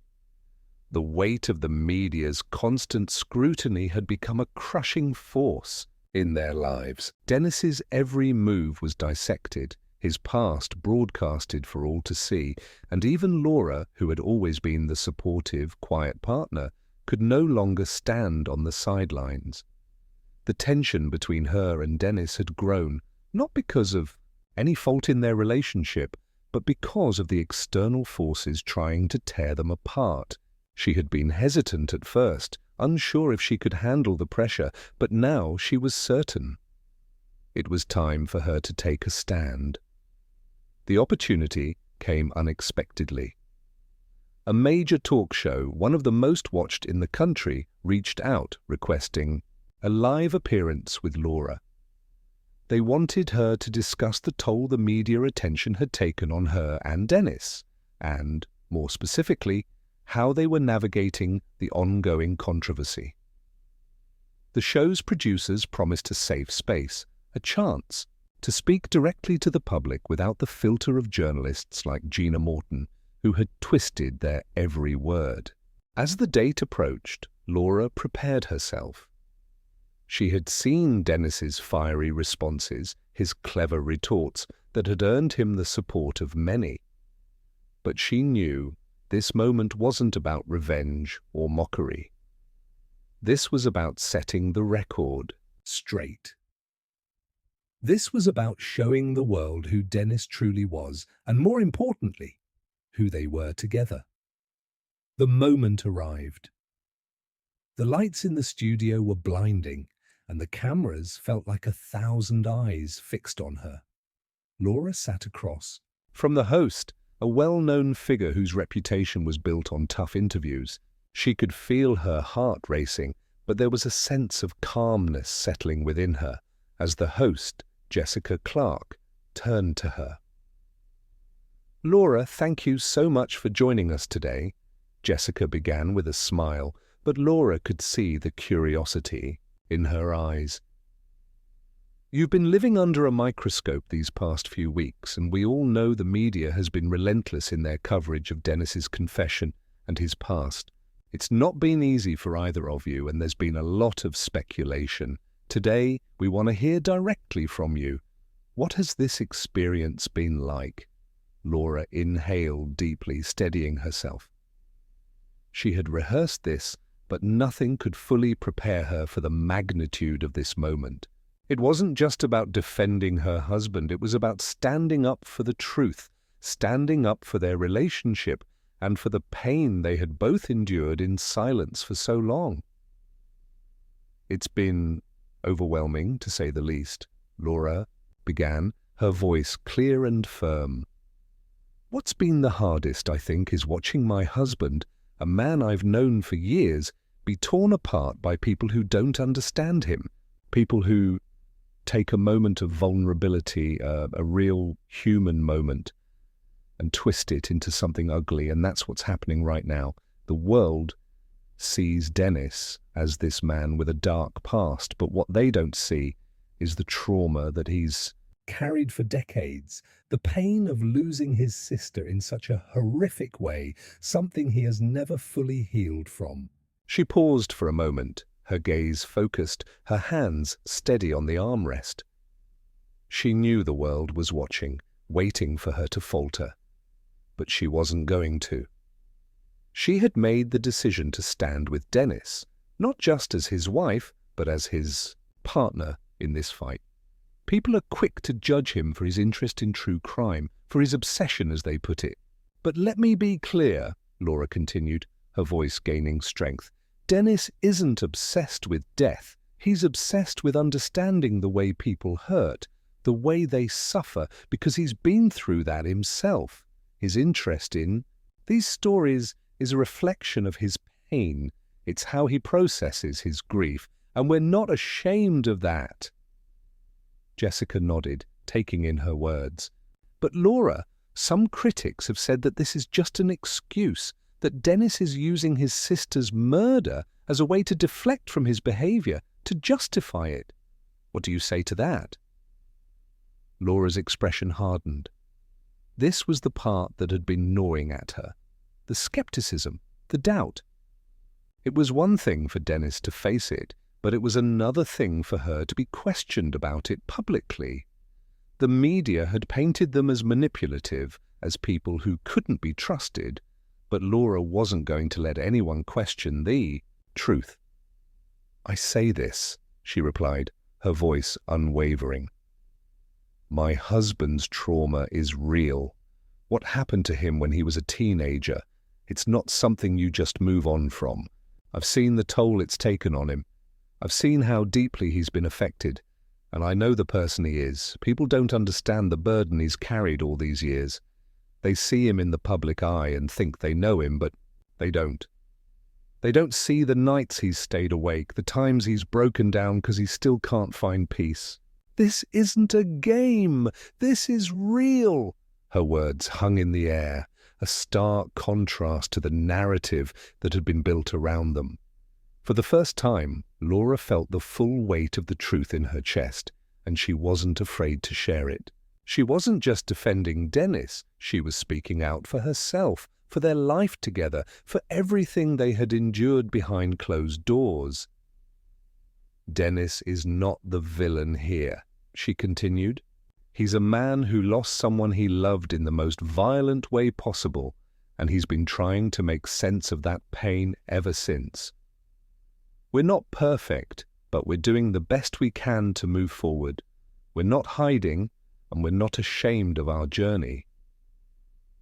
The room was silent for a moment. Jessica, ever the professional, gave Laura a moment to breathe before nodding. "It's clear you care deeply for Dennis, Laura, and that you're standing by him, but there are still some who will see this as a calculated move to salvage your reputation. What would you say to them?" Laura's eyes flashed with determination. She had expected this question, knew it was coming, and she was ready for it.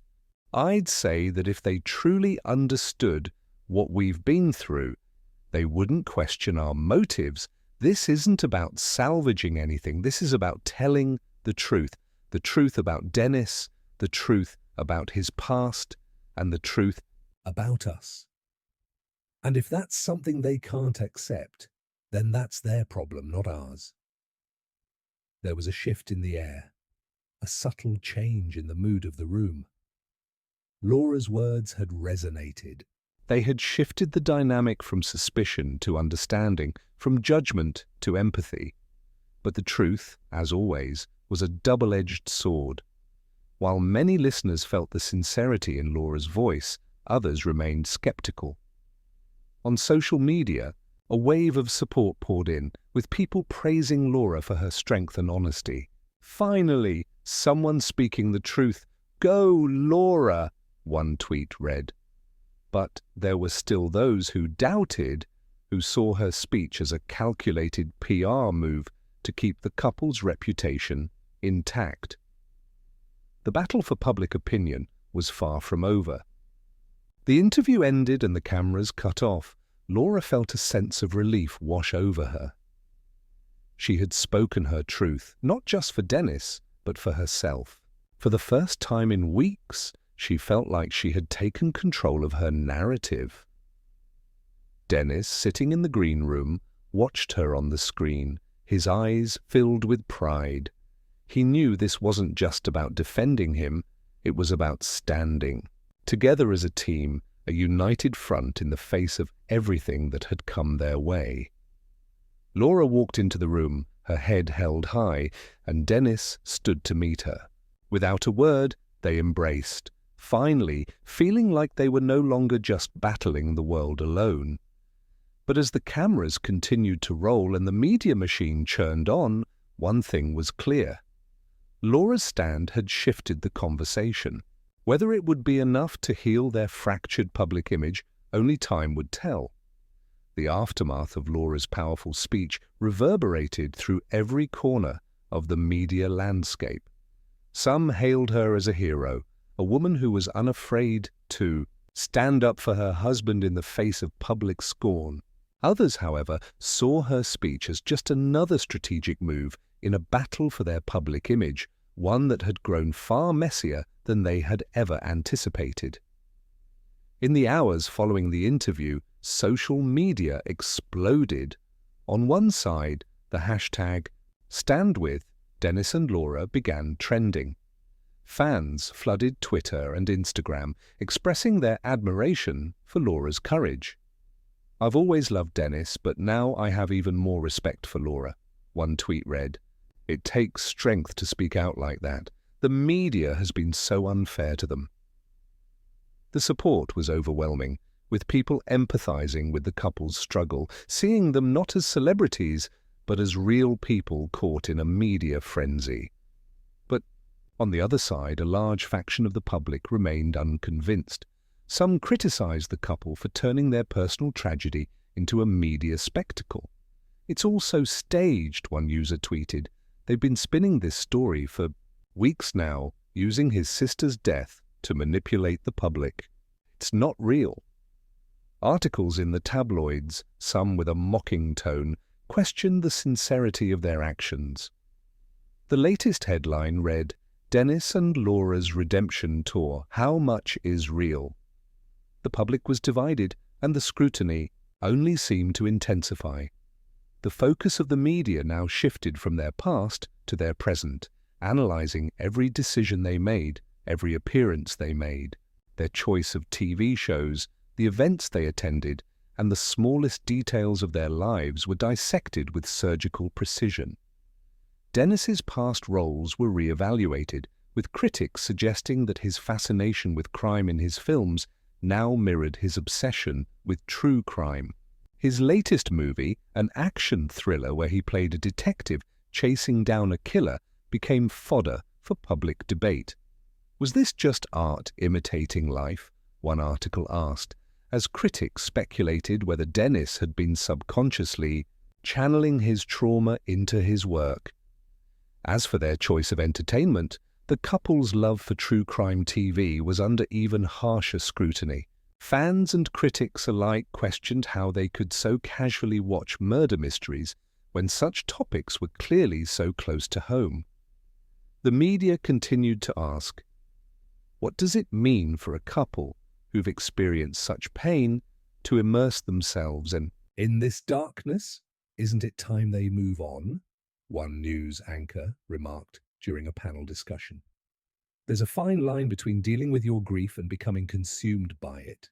Dennis and Laura, who had once navigated Hollywood's expectations with grace, now found themselves trapped under a microscope.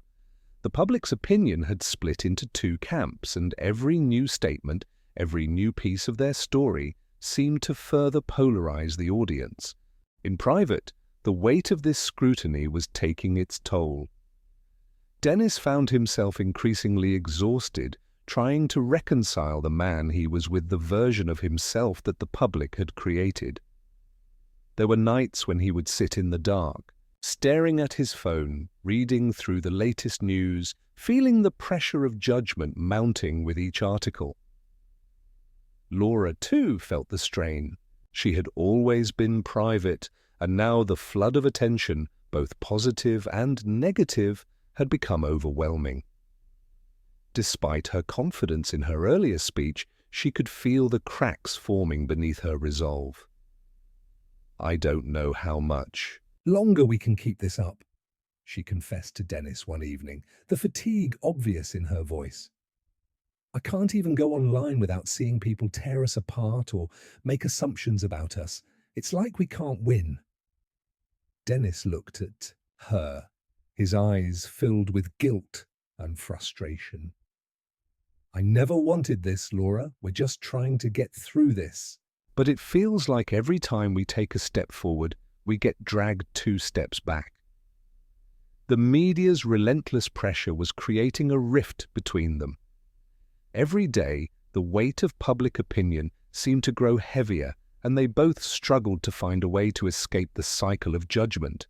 In their quiet moments, they wondered whether the public would ever truly accept their story, or if they were doomed to be misunderstood forever. As the scrutiny intensified, Dennis's old sense of defiance began to resurface.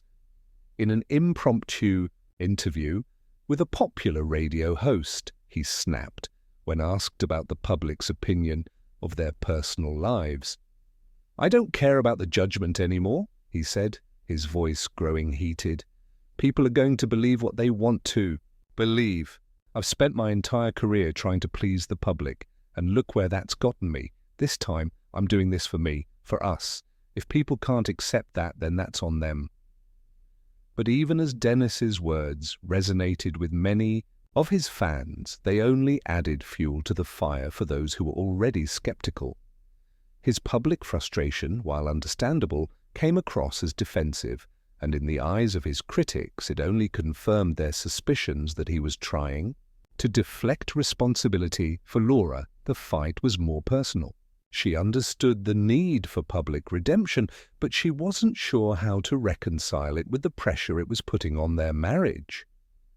The constant pull between defending Dennis and protecting their private lives began to strain her.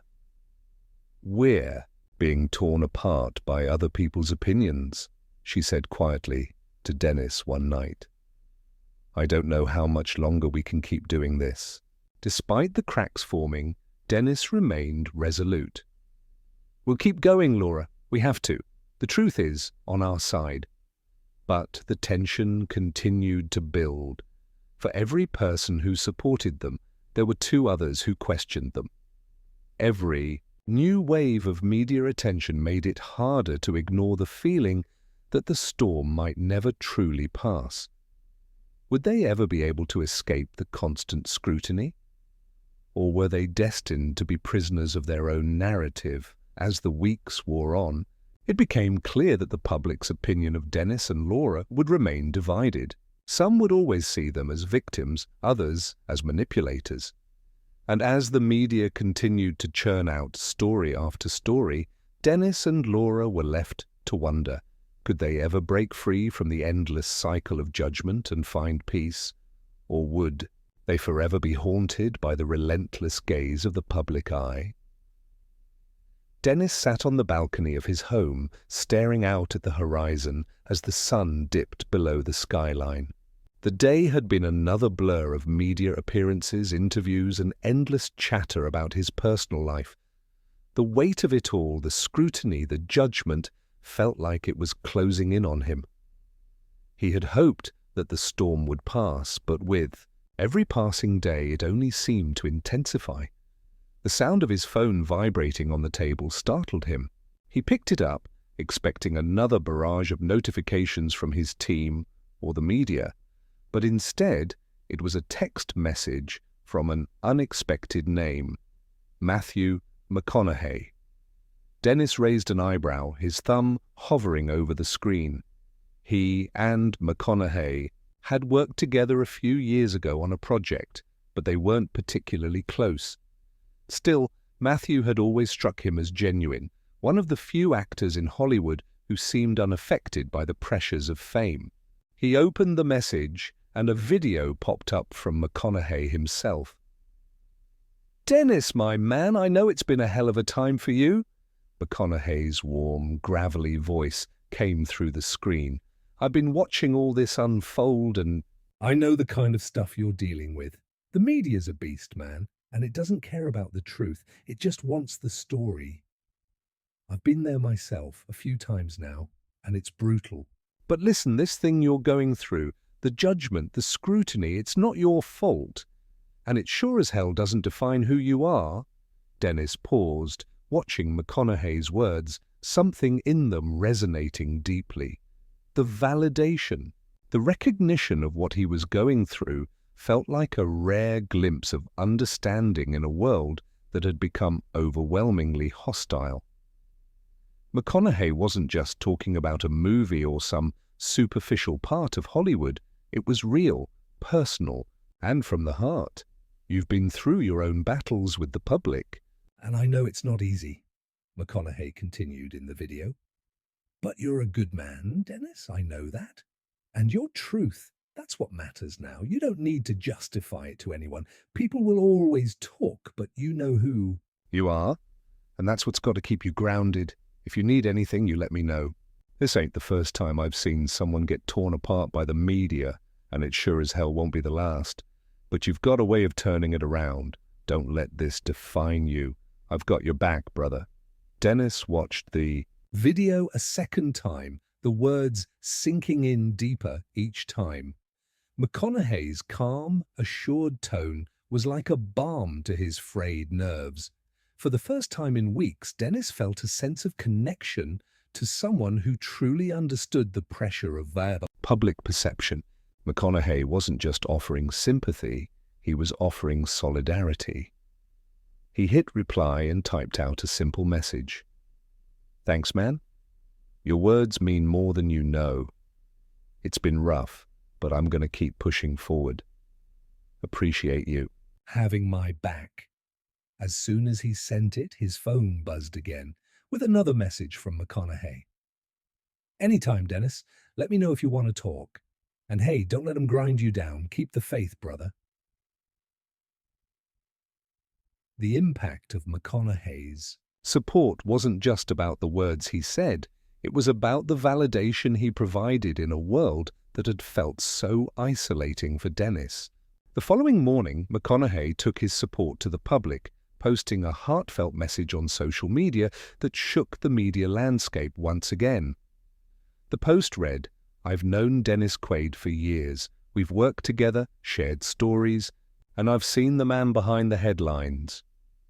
What you're seeing now, the stories, the rumors, the judgment, it's not who Dennis is.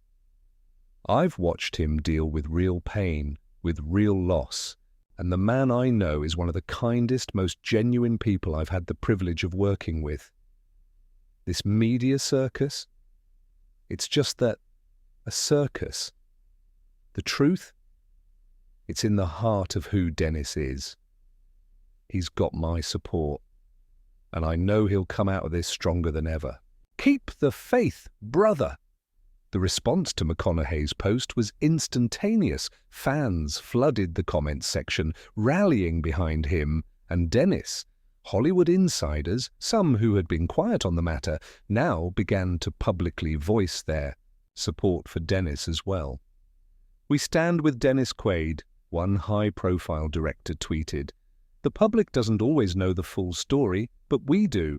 Another actor commented, "Matthew's right. Dennis is the real deal. This whole thing's been blown way out of proportion." The backlash Dennis had been facing seemed to lose some of its momentum in the wake of McConaughey's words. The support from a respected peer gave him a moment of hope in the midst of a storm that had threatened to consume him. It wasn't just about public opinion, it was about the truth, about standing strong, even when the world seemed determined to tear you down. For Dennis, McConaughey's support was a reminder that there were still people in the industry who valued honesty, who understood that being human meant dealing with flaws and struggles. It was also a reminder that in times of crisis, allies could emerge from unexpected places. The days following McConaughey's post brought a subtle shift in the media's coverage of Dennis. Though the critics still found their voices, the tide of public opinion had begun to turn. Dennis found himself no longer facing the barrage of cynical headlines and accusations. Instead, the focus slowly shifted. People began to discuss the impact of trauma on mental health and the complexities of living in the public eye. Dennis, for the first time in weeks, felt like he had regained a small piece of his own narrative. As the days passed, Dennis realized that McConaughey's words weren't just about offering support. They were a beacon of hope in a world that often seemed too consumed by scandal and spectacle. The public may never fully accept their story, but with friends like Matthew McConaughey by his side, Dennis knew that at least for now he had a fighting chance, and that, in a world where perception often outweighed reality, was more than he could have ever hoped for. The day of the highly anticipated primetime interview had arrived. The studio was buzzing with energy, the air thick with anticipation.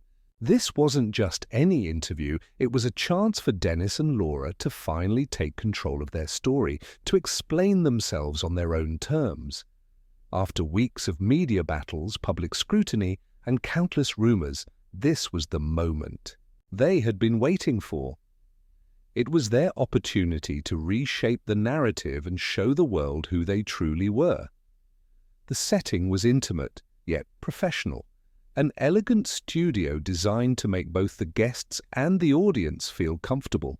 The host, respected journalist Claire Sinclair, was known for her thoughtful, empathetic interviewing style, and her presence put both Dennis and Laura at ease.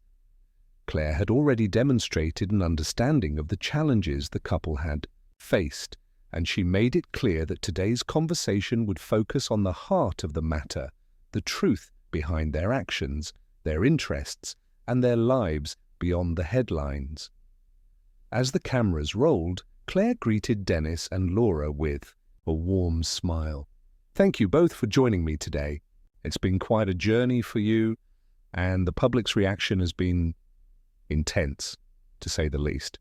You've been through so much, and today we want to give you the space to share your side of the story, to let people understand what's really going on. So let's start with the basics. Dennis, we've heard a lot about your late-night Dateline habit. People have speculated about the reasons behind it, and I know it's been a focal point in the media. So I have to ask, why true crime? Why are you and Laura drawn to these stories?" The question, though expected, still made Dennis's chest tighten. This was the moment he had been preparing for, the chance to speak openly about something so personal, so misunderstood. He glanced at Laura, her hand gently resting on his. Her eyes, filled with quiet support, reminded him that he wasn't alone in this. He took a deep breath and leaned forward slightly, the weight of the moment settling in. "You know, for a long time, I didn't really understand it myself.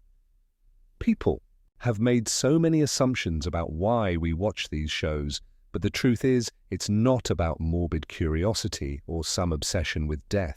It's about understanding human behavior, the way people react in the face of tragedy, the way they process injustice, and the way they survive after something unspeakable happens to them.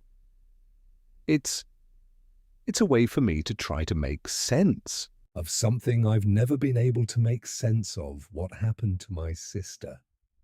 The words hit the room like a soft but powerful wave. Claire's expression softened, and the audience could feel the shift in the air as Dennis spoke from a place of vulnerability that hadn't been fully understood before. This wasn't just about murder mysteries or cold cases. It was about a man searching for answers to the most profound question of his life. "Why?" Dennis continued, his voice steady but filled with emotion. "My sister's murder was a traumatic event that I never fully processed. It wasn't just the loss, it was the unknown. The feeling of helplessness, the fact that no one ever found out what really happened. I've spent my entire life trying to make sense of it, trying to understand why people do the things they do, why some cases are left unsolved. Watching those shows, listening to the stories, it helps me cope. It helps me make peace with something that has haunted me for years." The room fell into a heavy silence. For the first time, Dennis's fascination with true crime wasn't being painted as a dark obsession. It was being understood as a coping mechanism, a way of dealing with his trauma, a way to find meaning in the chaos of his past. The audience, who had once questioned his motives, began to see the depth of his pain. Laura, sensing the gravity of the moment, turned to Claire and added, "It's easy to judge from the outside, to look at someone and think, oh, that's just an obsession with death. But what people don't see is the grief. They don't see how deeply this has affected Dennis. He's not just watching crime shows for entertainment. He's trying to understand something that has been left unresolved in his life." Claire nodded thoughtfully, her voice gentle. "That's a powerful point, Laura. It's clear now that your interest in these stories is about much more than what anyone thought. But, Dennis, we also saw the backlash, the articles calling it an unhealthy obsession. How did that make you feel?" Dennis's eyes darkened for a moment, but his voice remained composed. "I felt misunderstood. I felt like the world had decided who I was without ever asking why. They didn't see the pain, they didn't see the grief that drove it. They just saw headlines, saw the sensationalism, and assumed the worst. It was frustrating. I'm not perfect, and I've made mistakes, but I never asked for this. I didn't ask for my trauma to be used against me. Claire looked at Dennis, her expression softening with understanding. And of course, the media hasn't just scrutinized you, it's also scrutinized your relationship with Laura. People have speculated about your marriage, how this has affected the two of you. But I have to ask you both, how have you weathered This storm together, how has it affected your relationship? Dennis turned to Laura, and for a brief moment, the world outside the interview seemed to fade. It was just the two of them, united in a way they hadn't been in weeks. Laura squeezed his hand gently, her voice calm but firm, as she answered for both of them. "We've been through a lot," she said. "But we've always faced challenges together. This isn't just Dennis's story, it's our story. It's about how we support each other, how we heal together. And this, what we're going through now, is just another chapter in our journey. We don't have all the answers, but we have each other. And that's enough." The moment was quiet, powerful. The vulnerability that Dennis and Laura shared with the world in that moment created an emotional bridge between them and the audience. The media that had once torn them apart now seemed to soften in its judgment, not because they were flawless, but because they had shown their humanity. As the interview came to an end, Claire's voice carried a weight of respect. "Thank you both for sharing such a personal part of your lives with us today. It's clear that there's so much more to your story than meets the eye. Dennis, Laura, I think we've all learned something important today about the power of understanding and empathy." The audience's applause was genuine, not just polite. Dennis and Laura sat side by side, knowing that for the first time in weeks they had spoken their truth without fear of the media twisting it into something else. For the first time in months, they had taken back control, and as they walked off the stage, a small but meaningful shift had taken place. The public was beginning to understand. The narrative was changing, and Dennis had finally found the breakthrough he had been searching for all along. He wasn't just the man with a dark past. He was a man seeking peace, a man who had endured unimaginable loss, and a man who, in the end, was simply trying to heal. The press conference was set, and Dennis knew it was the moment that would define the next chapter of his public life. The media frenzy had reached a boiling point, with every outlet clamoring for an answer to the question that had been on everyone's mind for weeks. What's next for Dennis Quaid? Would he apologize for the controversy that had followed his confessions? Would he offer the public the absolution they craved, as they had grown accustomed to celebrities doing when the tide turned against them? Or would he stand firm, refusing to bend to the demands of the media machine that had already torn apart his personal life and questioned his every move? He had spent days thinking about it, grappling with the decision. Apologizing meant admitting. Weakness. An apology could be spun as a sign of guilt, a concession that he had done something wrong, that he had allowed his trauma to be manipulated. But not apologizing could further isolate him, drawing lines between him and an increasingly skeptical public. His reputation had already been tarnished. This was his chance to either salvage it or push it into irreparable decline. The press room buzzed with anticipation. The media had been hungry for answers, and Dennis had been deliberately silent for days, choosing to wait until he could form the right words. He stood backstage, his palms sweating, his mind racing with conflicting thoughts. Laura stood beside him, her presence a grounding force. She had supported him every step of the way, even when the pressure was unbearable. But even she knew this was a make-or-break moment. As the doors opened, Dennis stepped out to face the waiting cameras. The lights flashed, blinding him for a moment, but he steeled himself. The sea of journalists, photographers, and cameras all fixed on him, waiting for him to make his move. He took a deep breath and walked to the podium, the weight of his decision bearing down on him. Claire Sinclair, who had conducted his most recent interview, was seated at the front, her eyes focused on him, expecting the inevitable. The silence that followed was thick, expectant, and Dennis knew that everything he said in the next few moments would echo across the media world. He adjusted the microphone, his voice low but steady.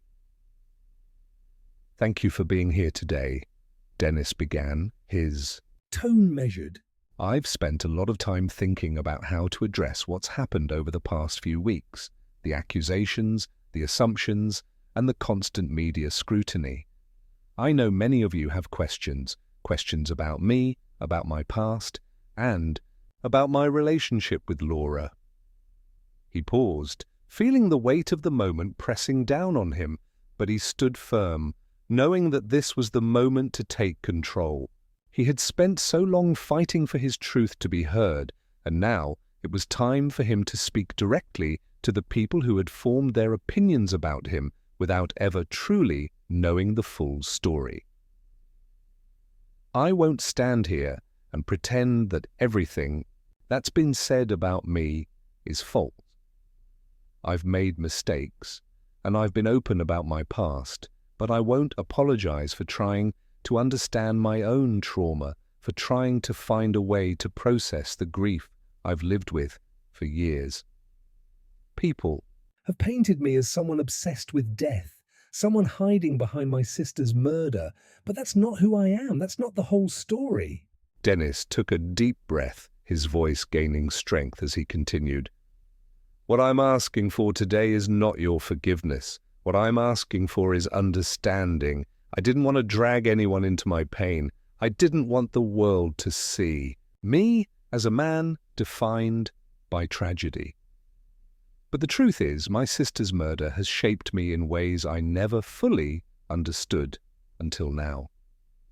It's been a part of me, and it's driven the choices I've made, how I process loss, how I understand people, how I connect with others. That's why I've watched those shows, not because I find pleasure in death, but because I want to understand how people deal with the darkest parts of life." His words hit the room like a wave. For the first time, Dennis had addressed the true root of the issue with raw honesty. There was no apology for his actions, there was no backpedaling. He had not given the public what they might have expected, a forced apology to quiet the critics. Instead, he had given them his truth. And in doing so, he had reclaimed his narrative. "I'm not asking anyone to pity me. I'm not asking for sympathy," Dennis continued, his voice unwavering. "What I'm asking for is to be seen for who I really am. Not as the man the media has crafted, but as the man who has lived through loss, who has fought to make sense of the world in the best way he knew how." The room was silent. The journalists who had been poised to ask the next question seemed momentarily stunned. This wasn't the Dennis they had expected, the man ready to bow to the public's demands for contrition. Instead, he stood before them, unapologetic but open, owning his truth without reservation. Claire Sinclair, who had watched Dennis carefully, now leaned forward. "Dennis, what would you say to those who still see this as a calculated move?" "A way to salvage your public image." Dennis didn't hesitate. "I've never been interested in playing the game. If I wanted to play that game, I would have done it a long time ago." "The truth isn't always convenient, but it's the only thing I have left. And if people can't accept that, then maybe that's on them." He glanced briefly at Laura, who sat silently in the front row, her eyes filled with quiet strength. She had stood by him through every public battle, and now, with this statement, she knew the battle wasn't over. But it had changed. They had shifted the narrative.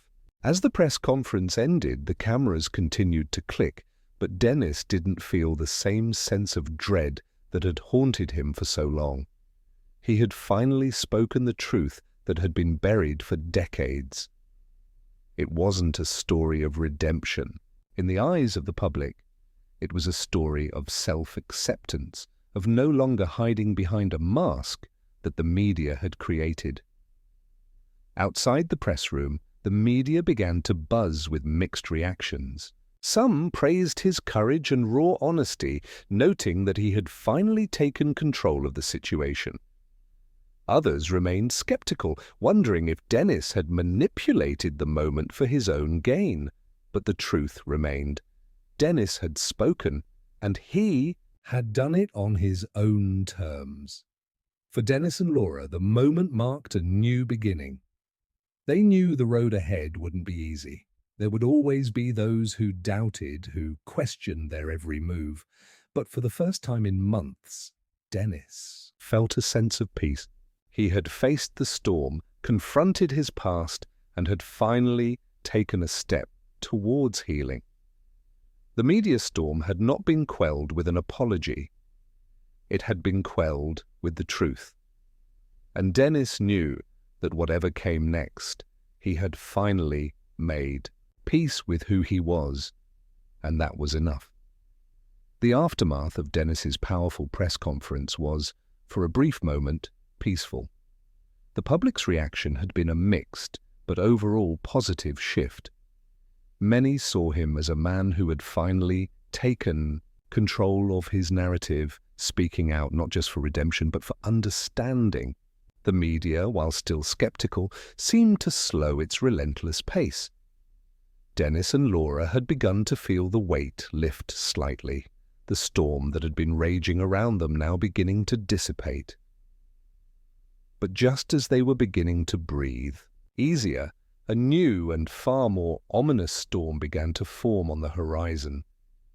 It came in the form of an unexpected legal threat, a letter that arrived at their doorstep one cold, quiet evening. Dennis had just finished a late dinner with Laura when the doorbell rang. The delivery man handed over a small, nondescript envelope, its contents sealed tightly inside. Dennis took the envelope, his hand trembling slightly as he opened it. Inside, a legal document typed in bold, stark lettering demanded his immediate attention. As Dennis unfolded the letter, his heart sank. The letter, written in legal jargon, was a warning. An anonymous individual was threatening to release further, damaging details about Dennis's past. This wasn't just about his sister's murder or his personal battles with grief. The letter alluded to previously hidden aspects of his career, suggesting that there were parts of his past, parts of his professional life that had been carefully concealed. The document hinted at potentially explosive revelations, details that could not only damage Dennis's reputation even further, but threaten the very foundation of his career.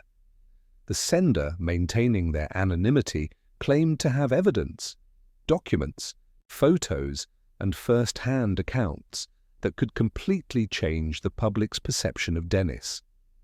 The letter threatened that unless Dennis agreed to specific demands, these materials would be made public. The chilling final words of the letter sent a ripple of panic through Dennis. "If you thought your past was behind you, you are gravely mistaken. We know more than you think. It's only a matter of time before the truth comes out." Dennis's hands shook as he set the letter down on the table. Laura, who had been standing beside him, took one look at his face and immediately understood. She sat beside him, her hand on his, but even in the quiet of their living room, the tension between them grew thick. The air felt colder. "What does this mean, Dennis?" Laura whispered, her voice trembling with both concern and disbelief. Who would do this? Why now? Dennis leaned back in his chair, running a hand through his hair. I don't know. I thought we were past this.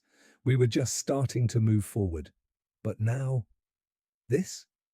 His mind raced as he processed the implications. He had been open with the world about his struggles, about his trauma, and he thought he had finally come to a place of peace. No more secrets, no more hidden corners of his life. But this letter was a stark reminder that even the past he had tried to leave behind was still alive, lurking in the shadows, ready to emerge when he least expected it. They had spent so much time fighting the media, trying to control the narrative, but this new threat was far more dangerous. An anonymous figure who seemed to know everything and who now held the power to destroy what little stability they had managed to build. The fear that had once kept Dennis in hiding, fear of being exposed, of having his past laid bare, was now knocking on their door once again. Laura sat in silence for a moment, absorbing the gravity of the situation. Whoever this is, they know something about you, something we don't know about. What if this is the thing we've been avoiding all along? Dennis's gaze turned to her, the weight of the question hanging in the air. I don't know, but I can't let this destroy us, Laura. We've come so far, and we can't go back now. But even as he said those words, he knew this wasn't just about him anymore. This wasn't a personal fight. It was their fight together, one that would test the limits of their strength and resolve. The following days were filled with frantic calls to Dennis's lawyer, consultations with security experts, and hours spent poring over the details of the letter. The anonymous threat loomed over them like a dark cloud, one that grew larger with each passing hour. The fear of what might come next was palpable. Would the revelations be enough to unravel everything they had worked for? The lawyer, a seasoned professional who had guided Dennis through his previous legal battles, was cautious but firm. We need to prepare for the worst, he said during their first meeting. Whoever is behind this is playing a very calculated game. The best thing we can do is get ahead of it, see if we can track down any leads and prepare ourselves for what's to come. But despite their preparations, Dennis couldn't shake the feeling that this new threat was different. This wasn't just about damaging his reputation or turning the public against him. It was personal.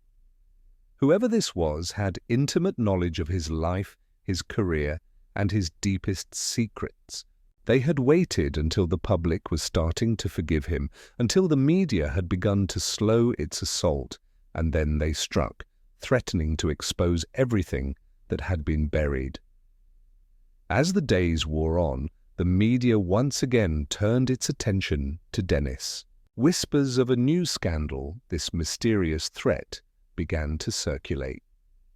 Headlines screamed of the possibility of a new bombshell, one that could dwarf everything that had come before.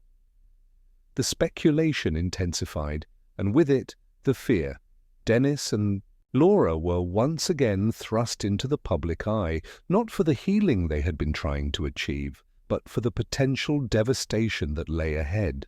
They had faced one storm after another, but now they were being forced to confront an even more terrifying reality, one that could destroy everything they had worked so hard to rebuild.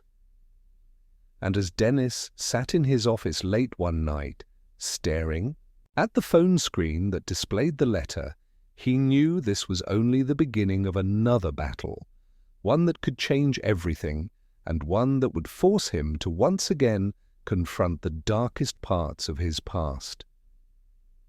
The future was uncertain, and the road ahead seemed more treacherous than ever.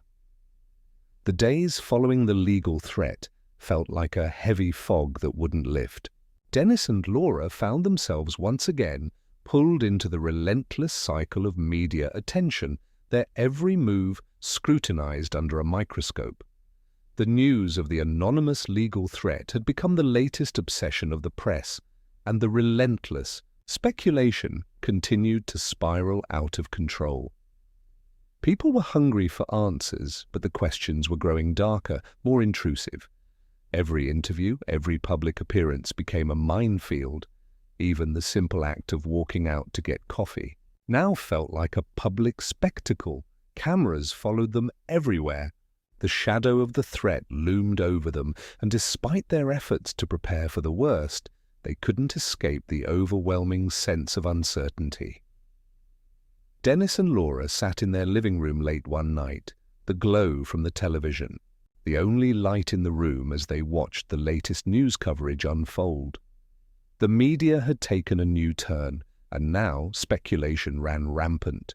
Talk of hidden secrets from Dennis's career, whispers of people from his past who might be involved in this mystery, and rumors about unsolved incidents that had nothing to do with his sister's murder. The speculation was relentless. Laura, who had been quiet for a while, finally spoke, her voice tinged with exhaustion. "It's never going to end, is it? The public, they don't care about the truth anymore. They just want the next scandal." Dennis looked at her, his eyes filled with weariness, the weight of the situation heavy on his shoulders. He didn't know how much longer they could keep up this fight. How could they reclaim their lives when every part of their world was being torn apart? "No, it's not," Dennis replied softly. "I thought that after the last interview we might find some peace. But now it's like every time we take one step forward, something pulls us 2 steps back." The silence between them was suffocating, and as Dennis sat there, the unresolved question loomed larger than ever. Could they ever truly break free from the media's grasp? Would they ever be able to escape the darkness that seemed to follow them, the hidden corners of their past that they had tried so desperately to leave behind? Suddenly the phone rang, cutting through the stillness. Dennis's heart skipped a beat as he glanced at the caller ID. It was his lawyer. Dennis picked up the phone, his voice steady, but with a hint of tension. "What's the news?" "Dennis," the lawyer's voice was urgent. "We've traced some of the anonymous threats." "There's a new development. But you need to be ready for anything. I'm not sure what's coming next, but it's bigger than we thought." "Much bigger." Dennis's grip tightened on the phone. "What do you mean bigger? What's happening? There!" Was a pause, and then his lawyer's voice dropped lower. "I can't go into details right now, but it seems like someone from your past, someone who knows more than we ever realized. They're getting involved.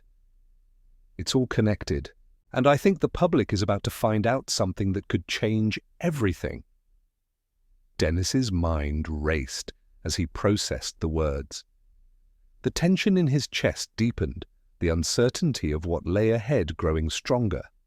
Laura, sensing the change in his expression, leaned forward. "What's going on, Dennis? What did they say?" Dennis put a hand over his face, the weight of it all too much to bear.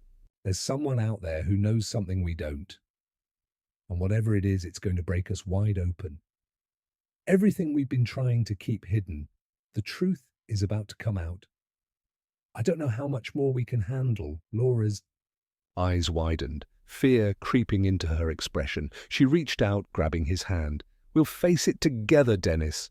We've always faced everything together. Whatever comes next, we're in this. You're not alone." Dennis nodded, trying to find the strength to believe her words. But in his heart, uncertainty gnawed at him. There was still so much they didn't know. Who was behind this threat? What did they know? And what was this new revelation that could destroy everything? As the conversation ended, Dennis set the phone down slowly, his mind spiraling into a whirlwind of questions. The press, the rumors, the accusations, none of it had prepared him for this. They had fought so hard to keep their story intact, but now it seemed like they were on the edge of losing it all. Laura stood by his side, her hand still in his, but the tension in her eyes mirrored his own. She, too, knew that they were standing at the precipice of something far larger than they could control. The battle with the media had been just the beginning. Whatever was coming next, they were completely unprepared for it. The scene in their living room was quiet, ominous even, but the question hung in the air, unanswered and unresolved. Will they ever truly be able to reclaim their lives, or will the darkness of the past continue to haunt them, threatening to destroy everything they've fought for? The camera pulled back slowly, fading out as Dennis and Laura sat together, their futures uncertain, the weight of the unknown bearing down on them. And as the screen went black, one thing was clear. The next chapter in their saga had only just begun.